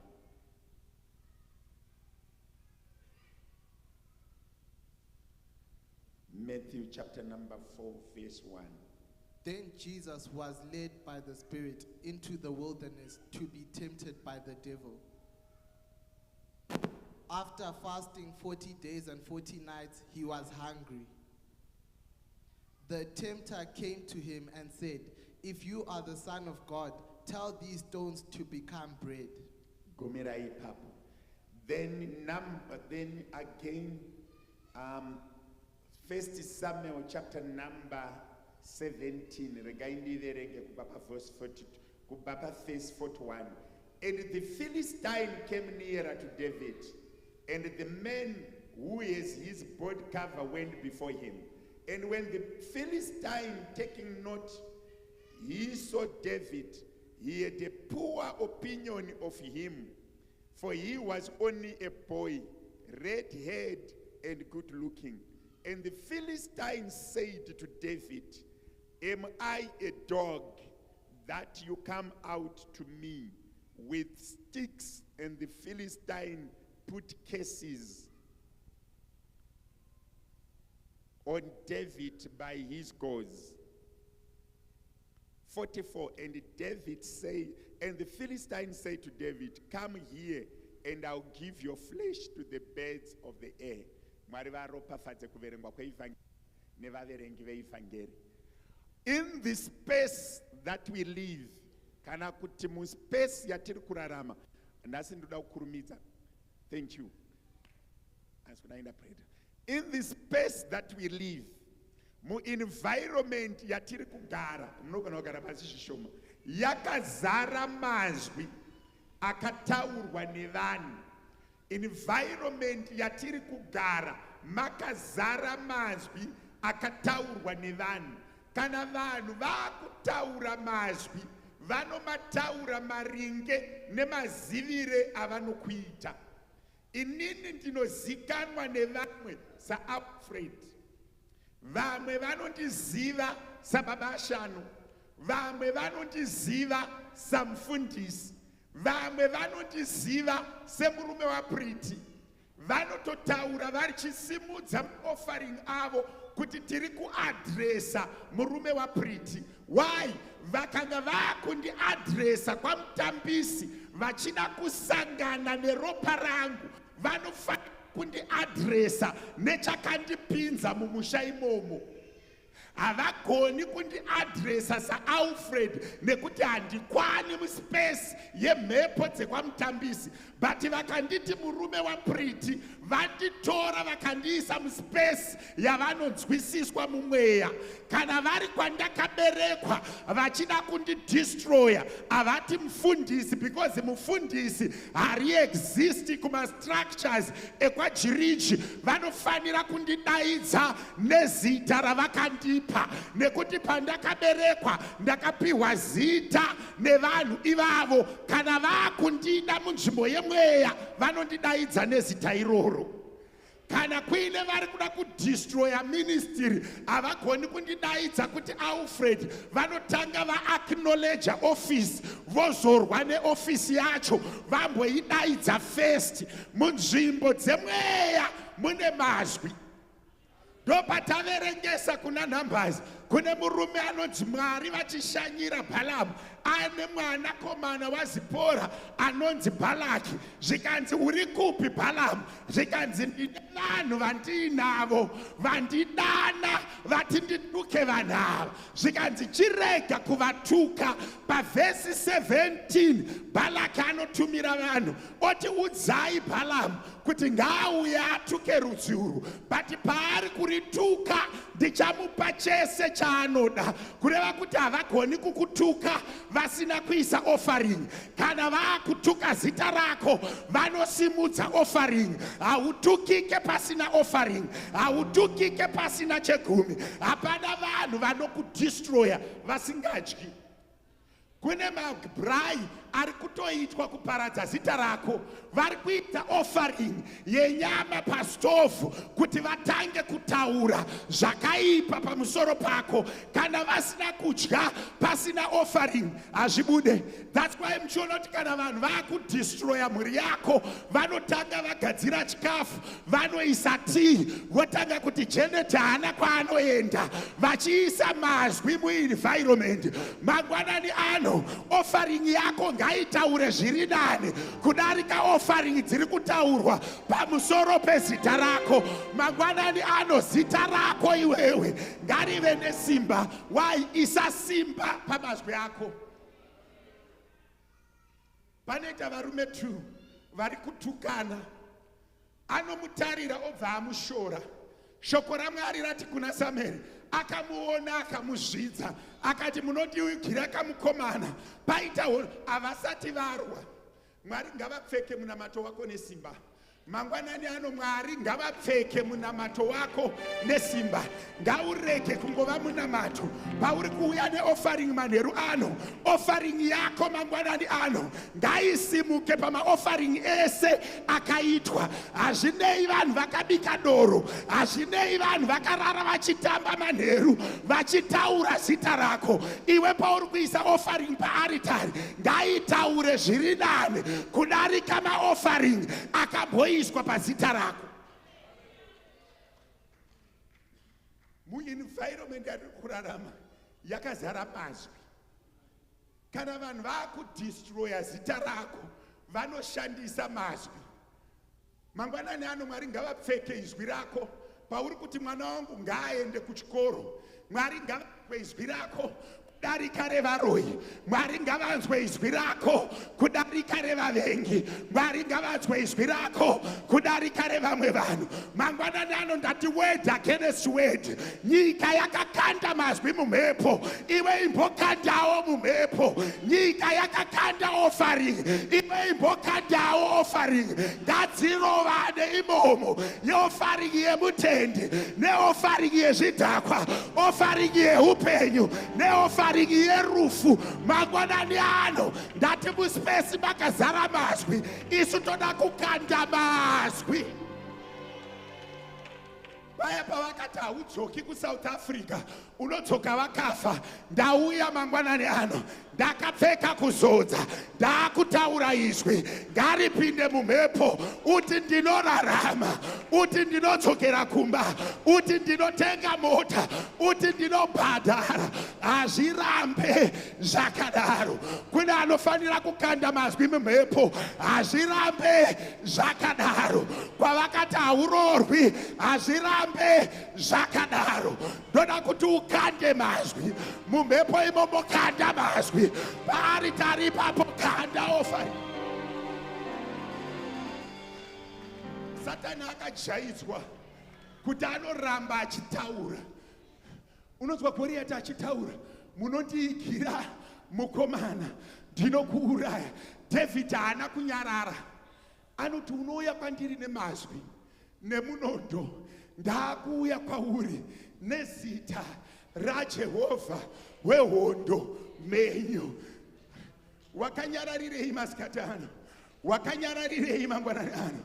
Kune vanhu vari kufara usina murume. Reka ndimbotaura izwi, hatidzoserei mazwi mumhepo, ngatidzoserei mazwi mumhepo, ngatidzoserei mazwi mumhepo, ngatidzoserei mazwi pamaaritari, ngatidzoserei mazwi ipapo, ngatidzoserei mazwi. Izwi raunotaura mangwanani ano ngaripfekwe nesimba. Goriati akataura, David akataura, vese pavari kuenda muhondo vese vataura, but pane izwi rine simba. Chimbotaura izwi rinodarika ari kutaurwa. Kune munhu anofanira kumbotaura mazwi mumhepo mumakazara mazwi. Vamwe vari kuti hauna mwana anobudirira, vamwe vari kuti chirwere chauinacho chinokuuraya, vamwe vari kuti hauna chaunobata. Mumhepo makazara mazwi. Kunyange ukandirambira vanhu vari kutaura, kunyange ukasandinzwa wemhuri vari kutaura, kusange ukasandinzwa mumastriti vari kutaura. Hamuchembedzani, hazvibudirire, haabate chinhu. Ndati iwewe mazwi ngaasangane nemazwi. Ngatimbokandai mazwi mumhepo mangwanani ano, ngatidzosere. Kune munhu vari kutaura izvezvi, kune vanhu vari kutotaura so, akaona mwana wako haaoni chinhu, akaona upenyu hwako haaoni chinhu. Vaduwe vanhu vari kutaura, usipo vanhu vari kutaura, wakarara vanhu vari kutaura, wabuda vanhu vari kutaura, haaende kure. Mangwanani ano ndiri kutaura semuranda waJehovha, ngatidzosere mazwi. Satani anonzi kuna Matthew chapter number 4, Jesu apedza kutsanya 40 nights and 40 days. Satani haana kunotsanya 40 nights and akauya nemazwi. Kana uri mwanakomana waMwari, chinja chingwa ichi. Kune vanhu vasingatsanye seve, kune vanhu vasinganamate sewe, but hawanyarari pamazwi. Iwe uri kutsanya wakanyarara, iwe uri kuuya kuchechi wakanyarara, iwe uri kuendesa vana kuchikoro wakanyarara, iwe uri kugara mumba wakanyarara. But mangwanani ano, handei nemazwi. Tinomutaurira kuti munhu haararame nechingwa chete, asi anorarama nezwi raJehovha. Munhu haararame nekuda kwematare, anorarama nekuda kwezwi raJehovha. Makristu regai kunyarara. Mwana wako agoni kudarika 25, 24 achasangana nemurume. yakwana nguva yekutaura. Wauti achibuda mumba vakamutarisa woti nezita raJesu ndapfeka mastadi yeropa raJesu unga achiroorwa uchitaura izwi riri kurivhesa nyaya dzada tete, riri kurivhesa nyaya yeropa, riri kurivhesa nyaya yenyika. Kune munhu anofanira kutaura chinhu chakukuvadza mazwi, chakuuraya mazwi. Kana vanhu vakuda vanongokupwanya nemazwi. Iyo zvinhasi chavanogona kufuma wakugadzirira nyowani, but pairi kupinda muspace mune here rakataurwa rinobva kwauri, riri kuti iri richitaurwa rako richimiririra. Haupedze makudo mumunda musango, unofenza gadheni rako kusvika makudo asingachapindi. Haupedze makudo musango, unoisa electric fence, gudo rikabata haritsoki. Chimboisa ruzhowa pavana, chimboisa ruzhowa pavana. Makudo ariko ngaache, vanotaura varipo ngavache. Haugoni kumapedza asi unomarambidza. Iwewe taura mazwi pamusoro pevana vako, rambidza zvemhuri, rambidza zvenyika, rambidza zvevanhu pamusoro pemhuri yako nekuda kwemazwi. Hatirambidzi vanhu kuuraya vanhu. Ndinzwisise. Hatirambidzi vanhu vatinogara navo kumhuri kwedu kuuraya vanhu. Mukoma wangu kana vachida kuuraya munhu vanongouraya. Ngozi yacho ino munhu wese wekwachiriji. Ati ndinogona kuramba nevana vangu, ndinogona kuramba nemhuri yangu. Wandinzwa? Ukaverenga 1 Chronicles chapter number 4 paverse 10, verse 1 kusvika ku50, inenge ichitaura zvekuti nhingi akazvara nhingi, nhingi akazvara nhingi, nhingi akazvara nhingi. Pa9 and 10 ndo panongonzi Jabhezi. Vamwe vachizvarwa vaine zvinorema vakaramba vakanyarara. Jabhezi akaziva kuti mai vangu vakanditi pain nekuti ndakaberekwa vaine misodzi. Akati chimbomirai kurekodha zvekuzvarwa kwevanhu nekuzvarana kwevanhu nemazita evanhu. Mwari chinjai zita iri. Kune munhu anofanira kuti pakati nepakati pezviri kuitika, Mwari musati madarika, chimbochinjai nyaya iyi. Muchazo vachingopedza yaJabhezi zvanzi nhingi akabereka nhingi, nhingi akabereka nhingi, nhingi akabereka nhingi. But Jabhezi akaramba akati yekuberekwa kwevanhu ndainzwa, but zita iri mati chiine zita iri. Ndiri kutaura ndikati mapepitsa akunwa ndazvinzwa, ndiri kutaura zvinhu zvaoma ndazvinzwa, but matiine nyaya iyi. Vari kuda kuberekwa vanyorei, but pazita rangu nyorai zvakasiyana nekungoberekwa chete. Kune vanhu vakawanda vakanyarara. Kunyarara chaiko. Do you know that if you are quiet nothing happens? Unoziva kuti kune mwana akapfusa nokuti pamba rake rikatota anogona kuita 3 hours. Mai vanozomuona asvuka akanyarara. Kuita chimwe chimwana chekuti chichingopedza, even mai vasingadi vanochichinja kuti pamba pave nerugare. Zvinonzi mai nhingi atendai mwana wenyu tizorore. Chichichema kuramba dhaipa. Sei wakanyarara wakatota, sei wakanyarara usina chinhu, sei wakanyarara wakangonyarara. Chimboita ruzhazhe. The Bible says, unapane chinhu wani chandinofarira. Murume anonzi Bhatimeo, hakuna akamunzwira tsitsi, hakuna akamurangarira. Hazvina kunzi Bhatimeo Jesu ari kupfuura, anotonzi nyarara, iwo ramba achidaidzira. Mazwi akamubatsira, aizikanwa riri bofu, but akashandisa izwi kugadzirisa upofu. Newe unogona kushandisa izwi kugadzirisa barrenness, unogona kushandisa izwi kugadzirisa urombe, unogona kushandisa izwi. Mupenyu wako pane mazwi akakwirira. Mupenyu wako iwewe kune mazwi akakwirira. Mamwe ari kuteera zita rekuti Nyamunga. Kwa Nyamunga hakuna anobata chakati. Saka izwi roro rakakwirira pamusoro pemazita ose, rakamirira izwi rako unoziva kuti bhaibheri rinoti Goliath akanga ane mazuva achituka vaIsraeri, vachitukika kusvika kwasvika mukomana anonzi David ari kuti, who is this uncircumcised Philistine who defies the mighty arm of God? Who is this Philistine? Who is this spirit that is speaking in your life? What is this word that is elevated upon your life?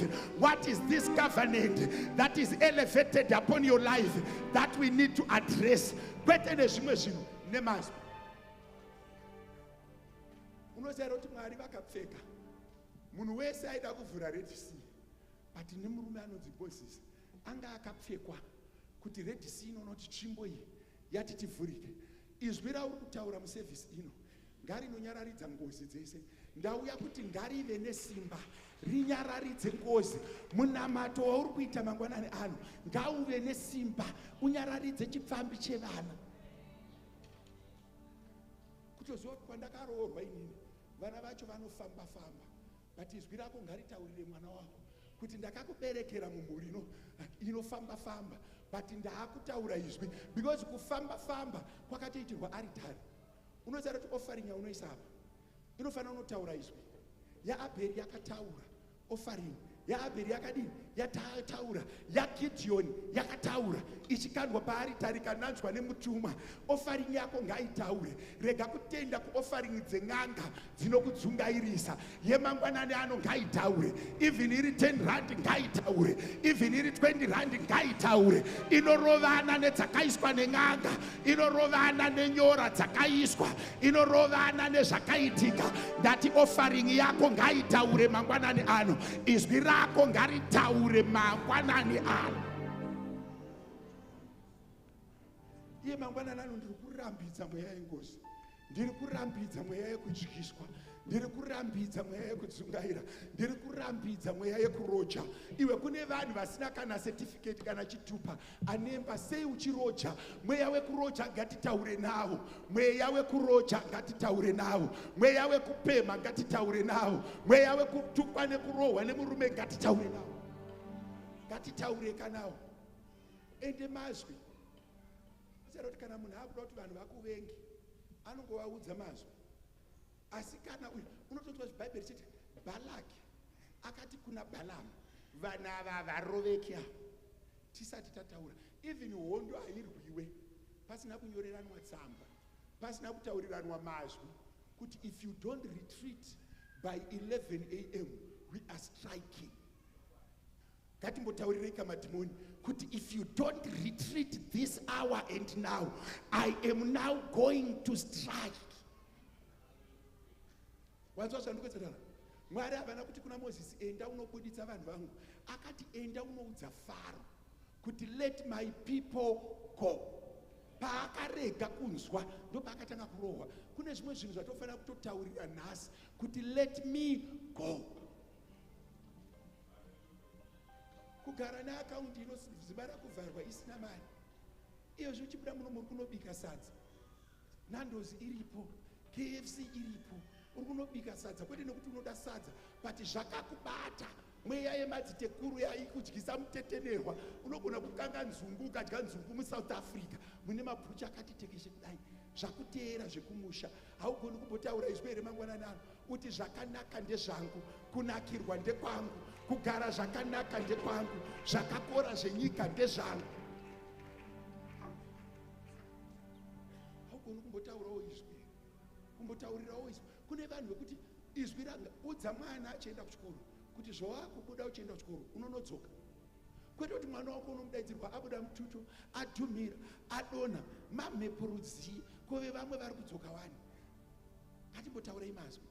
I need to be honest with you. Ukaramba vakanyarara vanhu vari kutaura, ukaramba vakanyarara vanhu vari kudii, vari kutaura, unogona kuroorwa ukashaya nekuperekedza kumurume vanhu vachitaura. Unogona kuroorwa vanhu panzvimbo pekuti makorokoto vakati haagariko, vanhu vari kutaura. Kune vanhu vasikadi kuti udrive, kune vanhu vasikadi kuti udye, kune vanhu vasikadi kuti ufare, kune vanhu ende havazi vanhu vekubasa, vekumba, vekuchechi, veukama, vanhu vari kutaura. Inini ndinonzwa nyaya dzevanhu, vanhu vari kutaura. I rarely hear munhu anoti ngaakomborerwe. Unonzi kuti zvinorasta here, kuti zvinogara here, kuti ichokwadi here. Ndakabvunzwa neumwe munhu wandakachatisa panapa. Hama yake yazondiwana paFacebook ndichiparidza musi weFriday uri Tuesday masikati 1 p.m. to 10 past 2.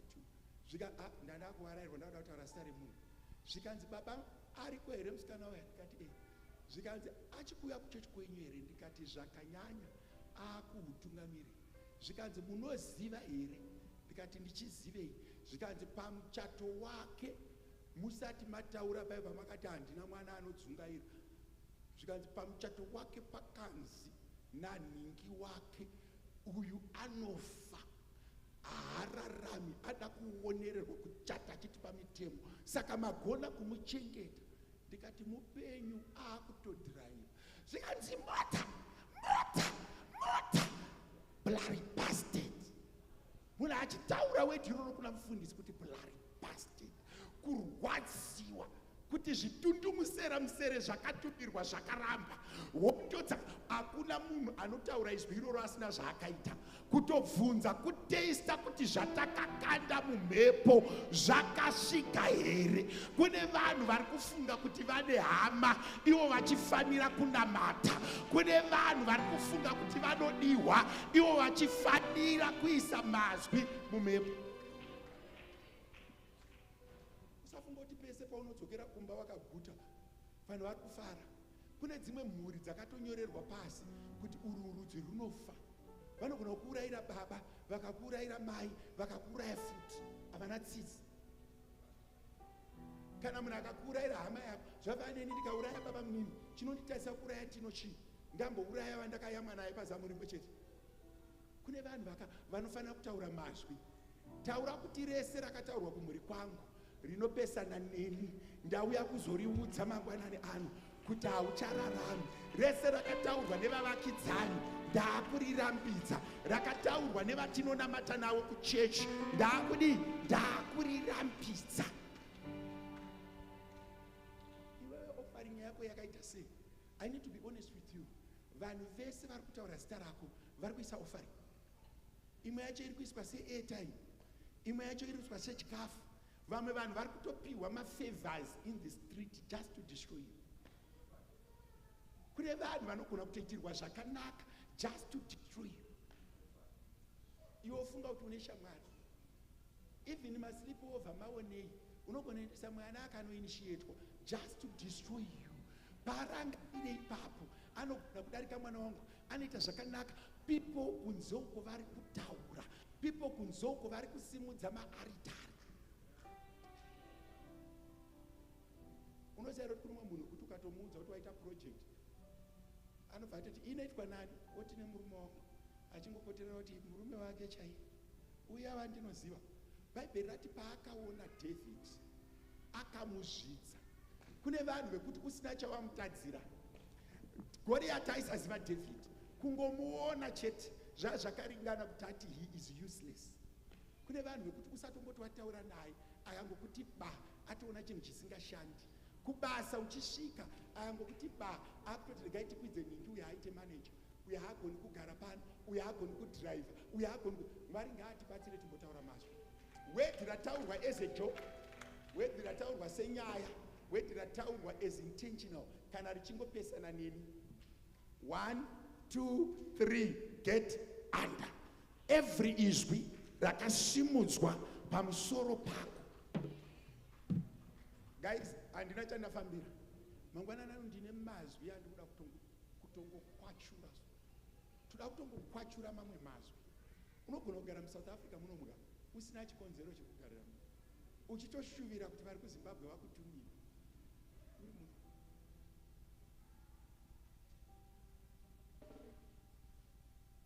Mazwi akataurwa mhepo. Guys, the world is full of words. Vanhu vanotanga kukutukira panyika. Kune vanhu vanotuka Zimbabwe, you are part of it. Votuka mutupo, you are part of it. Votuka madzimai, you are part of it. Paunozosvika pazita rako unenge watone 90 cases. Tisati atombotanga kutaura rekubereka. Can I repeat this? Unenge wate cases. ndaitaura neumwe munhu zvikanzi I love Zimbabweans ndikati thank you because they are faithful domestic workers. Moyo wangu wakarwadza kwachuka ndikati wati aka mapepa so ndichida kumupa basa resubcontracting ndichiri kuenda kubasa ndisati ndamufundisa zvikanzi I love Zimbabweans they are good domestic workers ndikati ndipe mapepa andakupa ndanawo ndikati I will never work with you. You don't see anything good from my country. Ini ndoda kupa basa wondiremind zvakafanana nokuti ndauya ndinotsamina ndine clash woti ndinofarira zvirema indauya kuzokubatsira ene unozoti papo unogona kusekerera kuti I'm not one of them muchitotukwa senyika mazwi achitoenda mumhepo zvekuti kana waakutsvaga basa ene ndine vamwe vanhu vari muno wekuti kubva zvawakauya you are only looking for domestic work. I need to make you repent. Chimbopindawo muofisi mwari usati wafa mwari ngaambokupinza muofisi umbosainawo chimbofaksawo YouTube inokubatsira kufaksa raga mazuva ano ukapiwa mushina you scan it with a barcode YouTube yokuratidza utobaya woita izvozvo. Hakuna umwe munhu kuti akauya kuno akatogashira izwi randataura ngokuti kana uri muZimbabwe uri wemagadheni.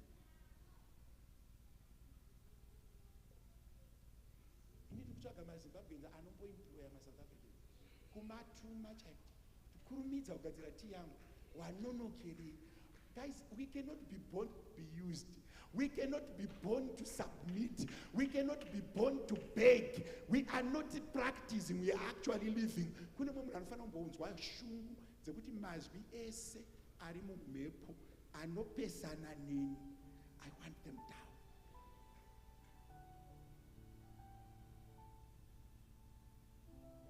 Kune dzimwe ngozi dziri mumhuri hadzina simba dzinoda kungotaurirwa chete kuti iwe mweya wengozi chindisiya dzirimo mumhuri unozati Jabhezi inyaya yamai vake yaaigadzirisa inyaya yamai vake yaaigadzirisa pana anofanira kugadzirisa yasekuru pana anofanira kugadzirisa yatete pana anofanira kugadzirisa yavamwene pana anofanira kugadzirisa yemadzitete.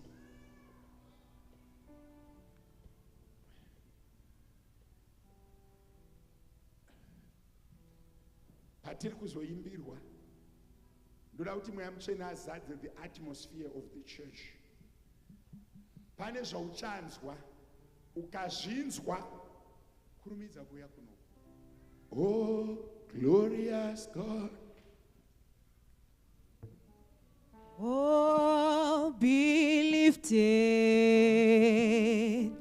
above all other gods. Zita ra Jesu ngarisimudzirwe pamusoro pemazita Let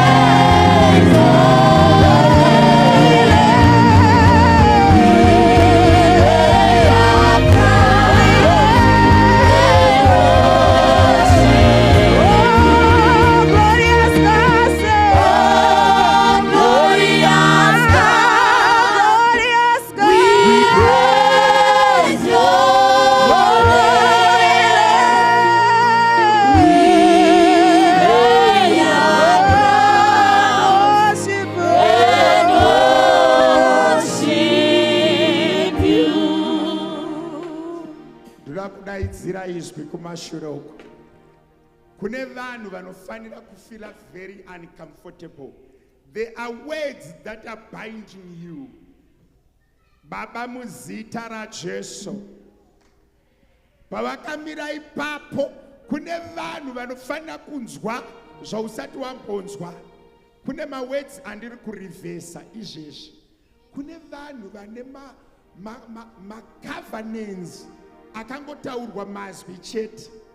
Baba nezita raJesu. Baba nezita raJesu.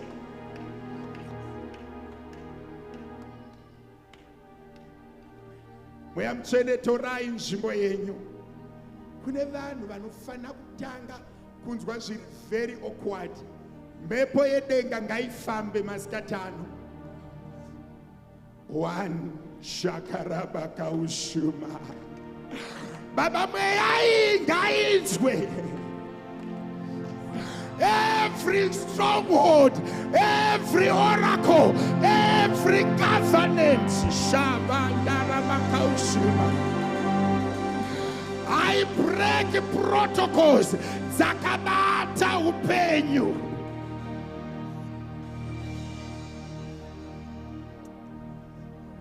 Pauri papo pane mhepo iri kuita take over. Makumbo ako ngapere simba. Denga ngaritore nzvimbo yaro. Oya mandara vakaushima. But it has spread over. Vashoma ngavasare vakanditenderedza. Kune vanhu vanofanira kubatwa nechiveve mumakumbo. Pandiri kudaidzira zita raJesu. Mweya yengozi ngairege kuramba yakamira.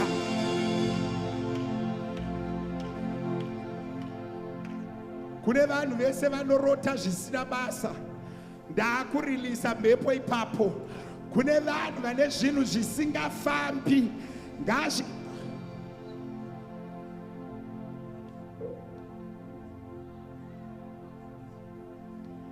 Baba ndinzwirei ngoni masikati ano.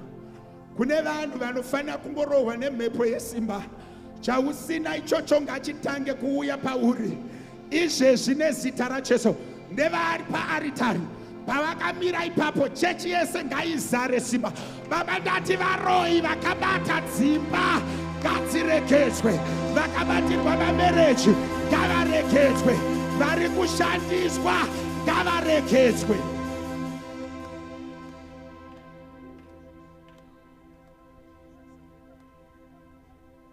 Kune vanhu vari kuresista the force yakabata makumbo ako nezita raJesu. Mamhepo asara kumba ngaauye. Mweya yengozi yasara kumba ngaiuye. Mweya yezvikwambo inosara pagedhi isingapinde muchechi ngaiende paridzuva varidzi vayo.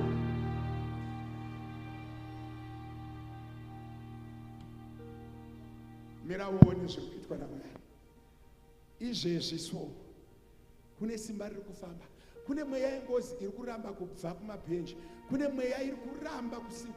Unoti pane munhu akabatwa makumbo so zvokuti uri kunzwa makumbo achirera so. Hauna kumira nguva yakareba. Uri kunzi hauendi ikoko.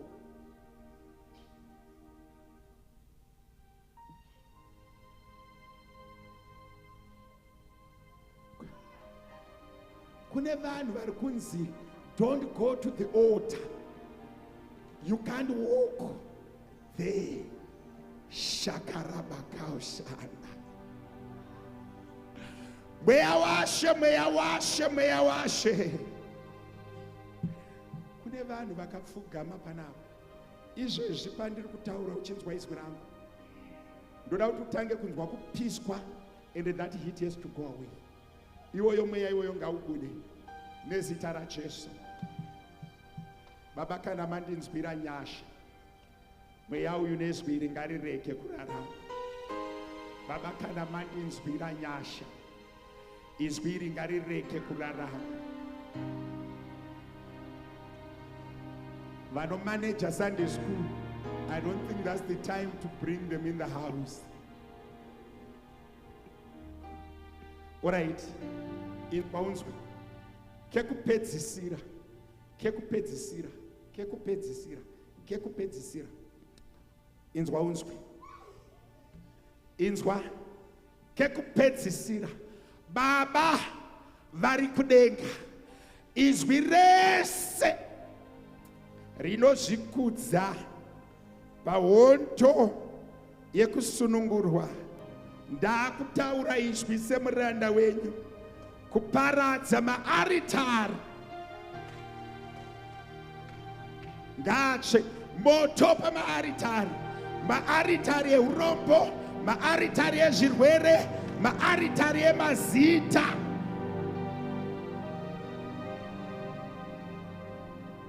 kune vamwe vanhu vakatambudzwa mazita kuti zita irororo ndo covenant yako iyoyo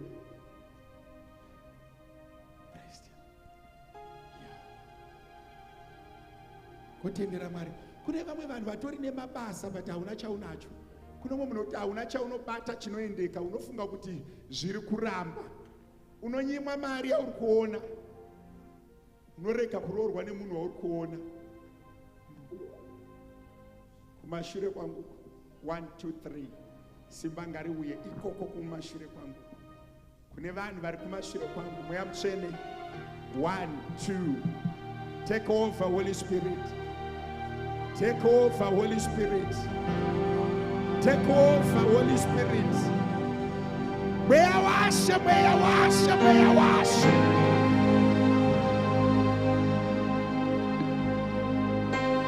Agereba chigaro.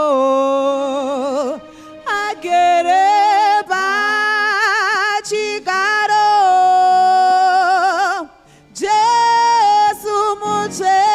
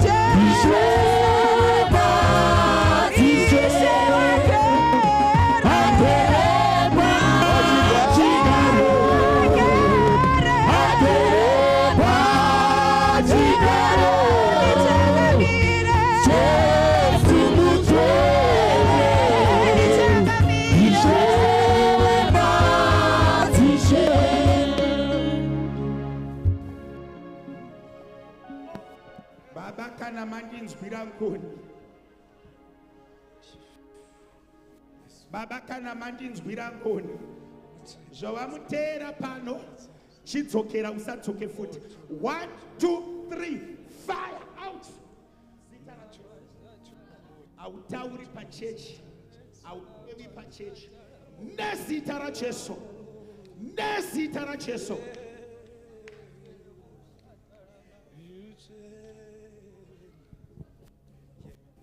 Kwavakabva naye nekwaunoenda naye Baba muzita raJesu ndakuririsa chese chavakabata. I destroy this source and I destroy this altar. Nezita raJesu, I take over and destroy this altar. Muzita raBaba nere mwanakomana nera mweya mutsvene, out, gone forever.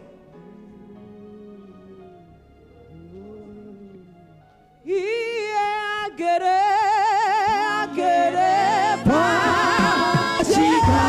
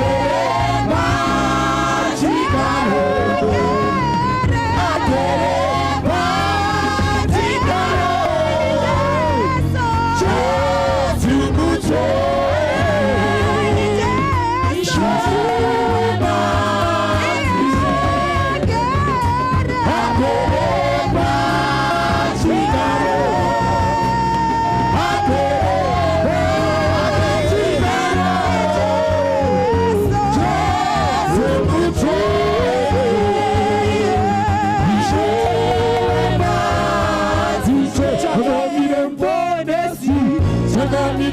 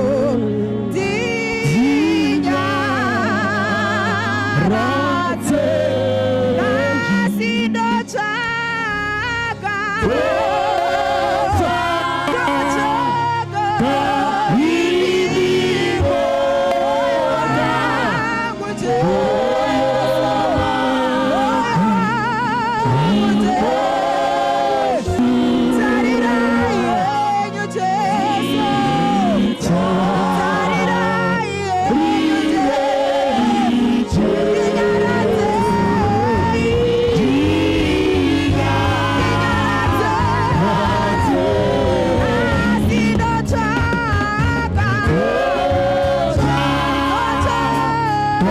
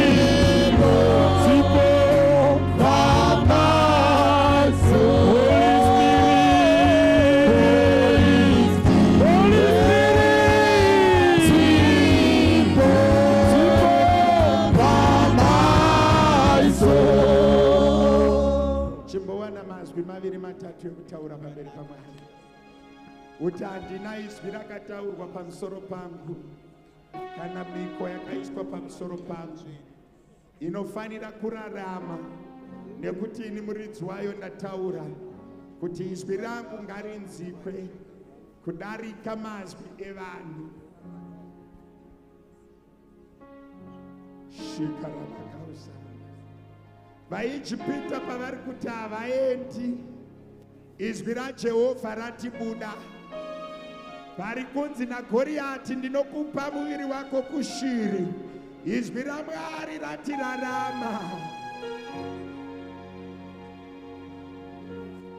Pavari kuti mumhuri mune ngozi, ini ndati mweya yengozi haina simba. Vari kunzi hazviendeke, ini muridzi weupenyu ndati zvinoendeka. Vari kunzi apera basa, ini muridzi weupenyu ndati ndichine basa. Vari kunzi ngafe, ini muridzi weupenyu ndati ndinorarama. Oya mandara bakausura, riende rebeke usuma mandara bakausura. Vari kunzi vana vake marombe, baba ndati vana vanomudirira. Baba ndati vana vanomudirira.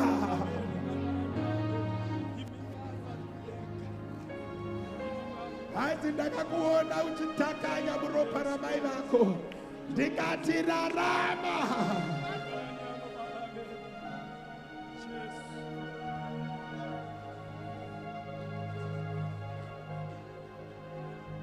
Baba vari kudenga, izwi redu ngarirarame kudarika mazwi evamwe. Minamato yedu ngainzikwe mangwanani ano kudarika minamato yevavengi, kudarika minamato yevanhu.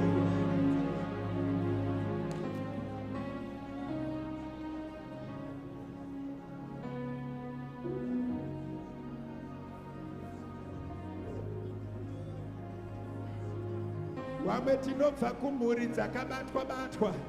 Iti Mwari inini ndinorarama. Iti Jesu ndinorarama. Iti Jesu ndinorarama.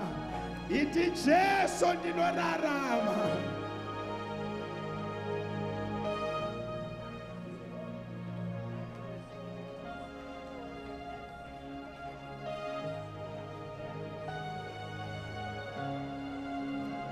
Ndiri kuzviziva vakataura, ndiri kuzviziva vari kutaura. Bati Baba, inzwaiwo izwi rangu mangwanani ano. Mweya waShe, inzwaiwo izwi rangu.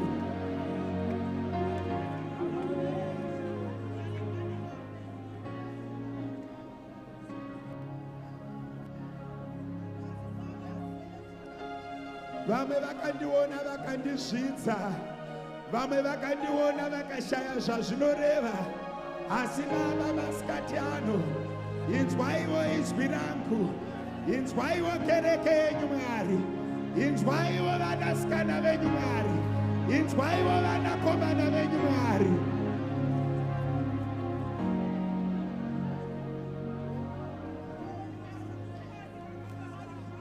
Shakara vakausu. Rimondoro vakausu Mariana vakausa. Ritoro vakausi avanara vakausu. Ritara vakausi teterebeke usi avanara vakausa. Ritara vakausi terebeke usi avanara vakausa. Ritere ali avanara vakausa. Ritere benderebeke usi teterebeke usi. Rienderebeke usi avanara vakausa. Riana vakausi totoro vakausi avanara vakausa. Ritere beke usanda rimana vakausi. Rienderebeke usi totoro vakausi avanara vakausa. Ritara vandara rienderebeke usi. Rienderebeke usi avanara vakausa avanara vakausa. Baba wangu nesi kama Yesu. Rienderebeke usi avanara vakausa. Rienderebeke usi avanara vakausa. Rienderebeke usi avanara vakausa. Rienderebeke usi avanara vakausa.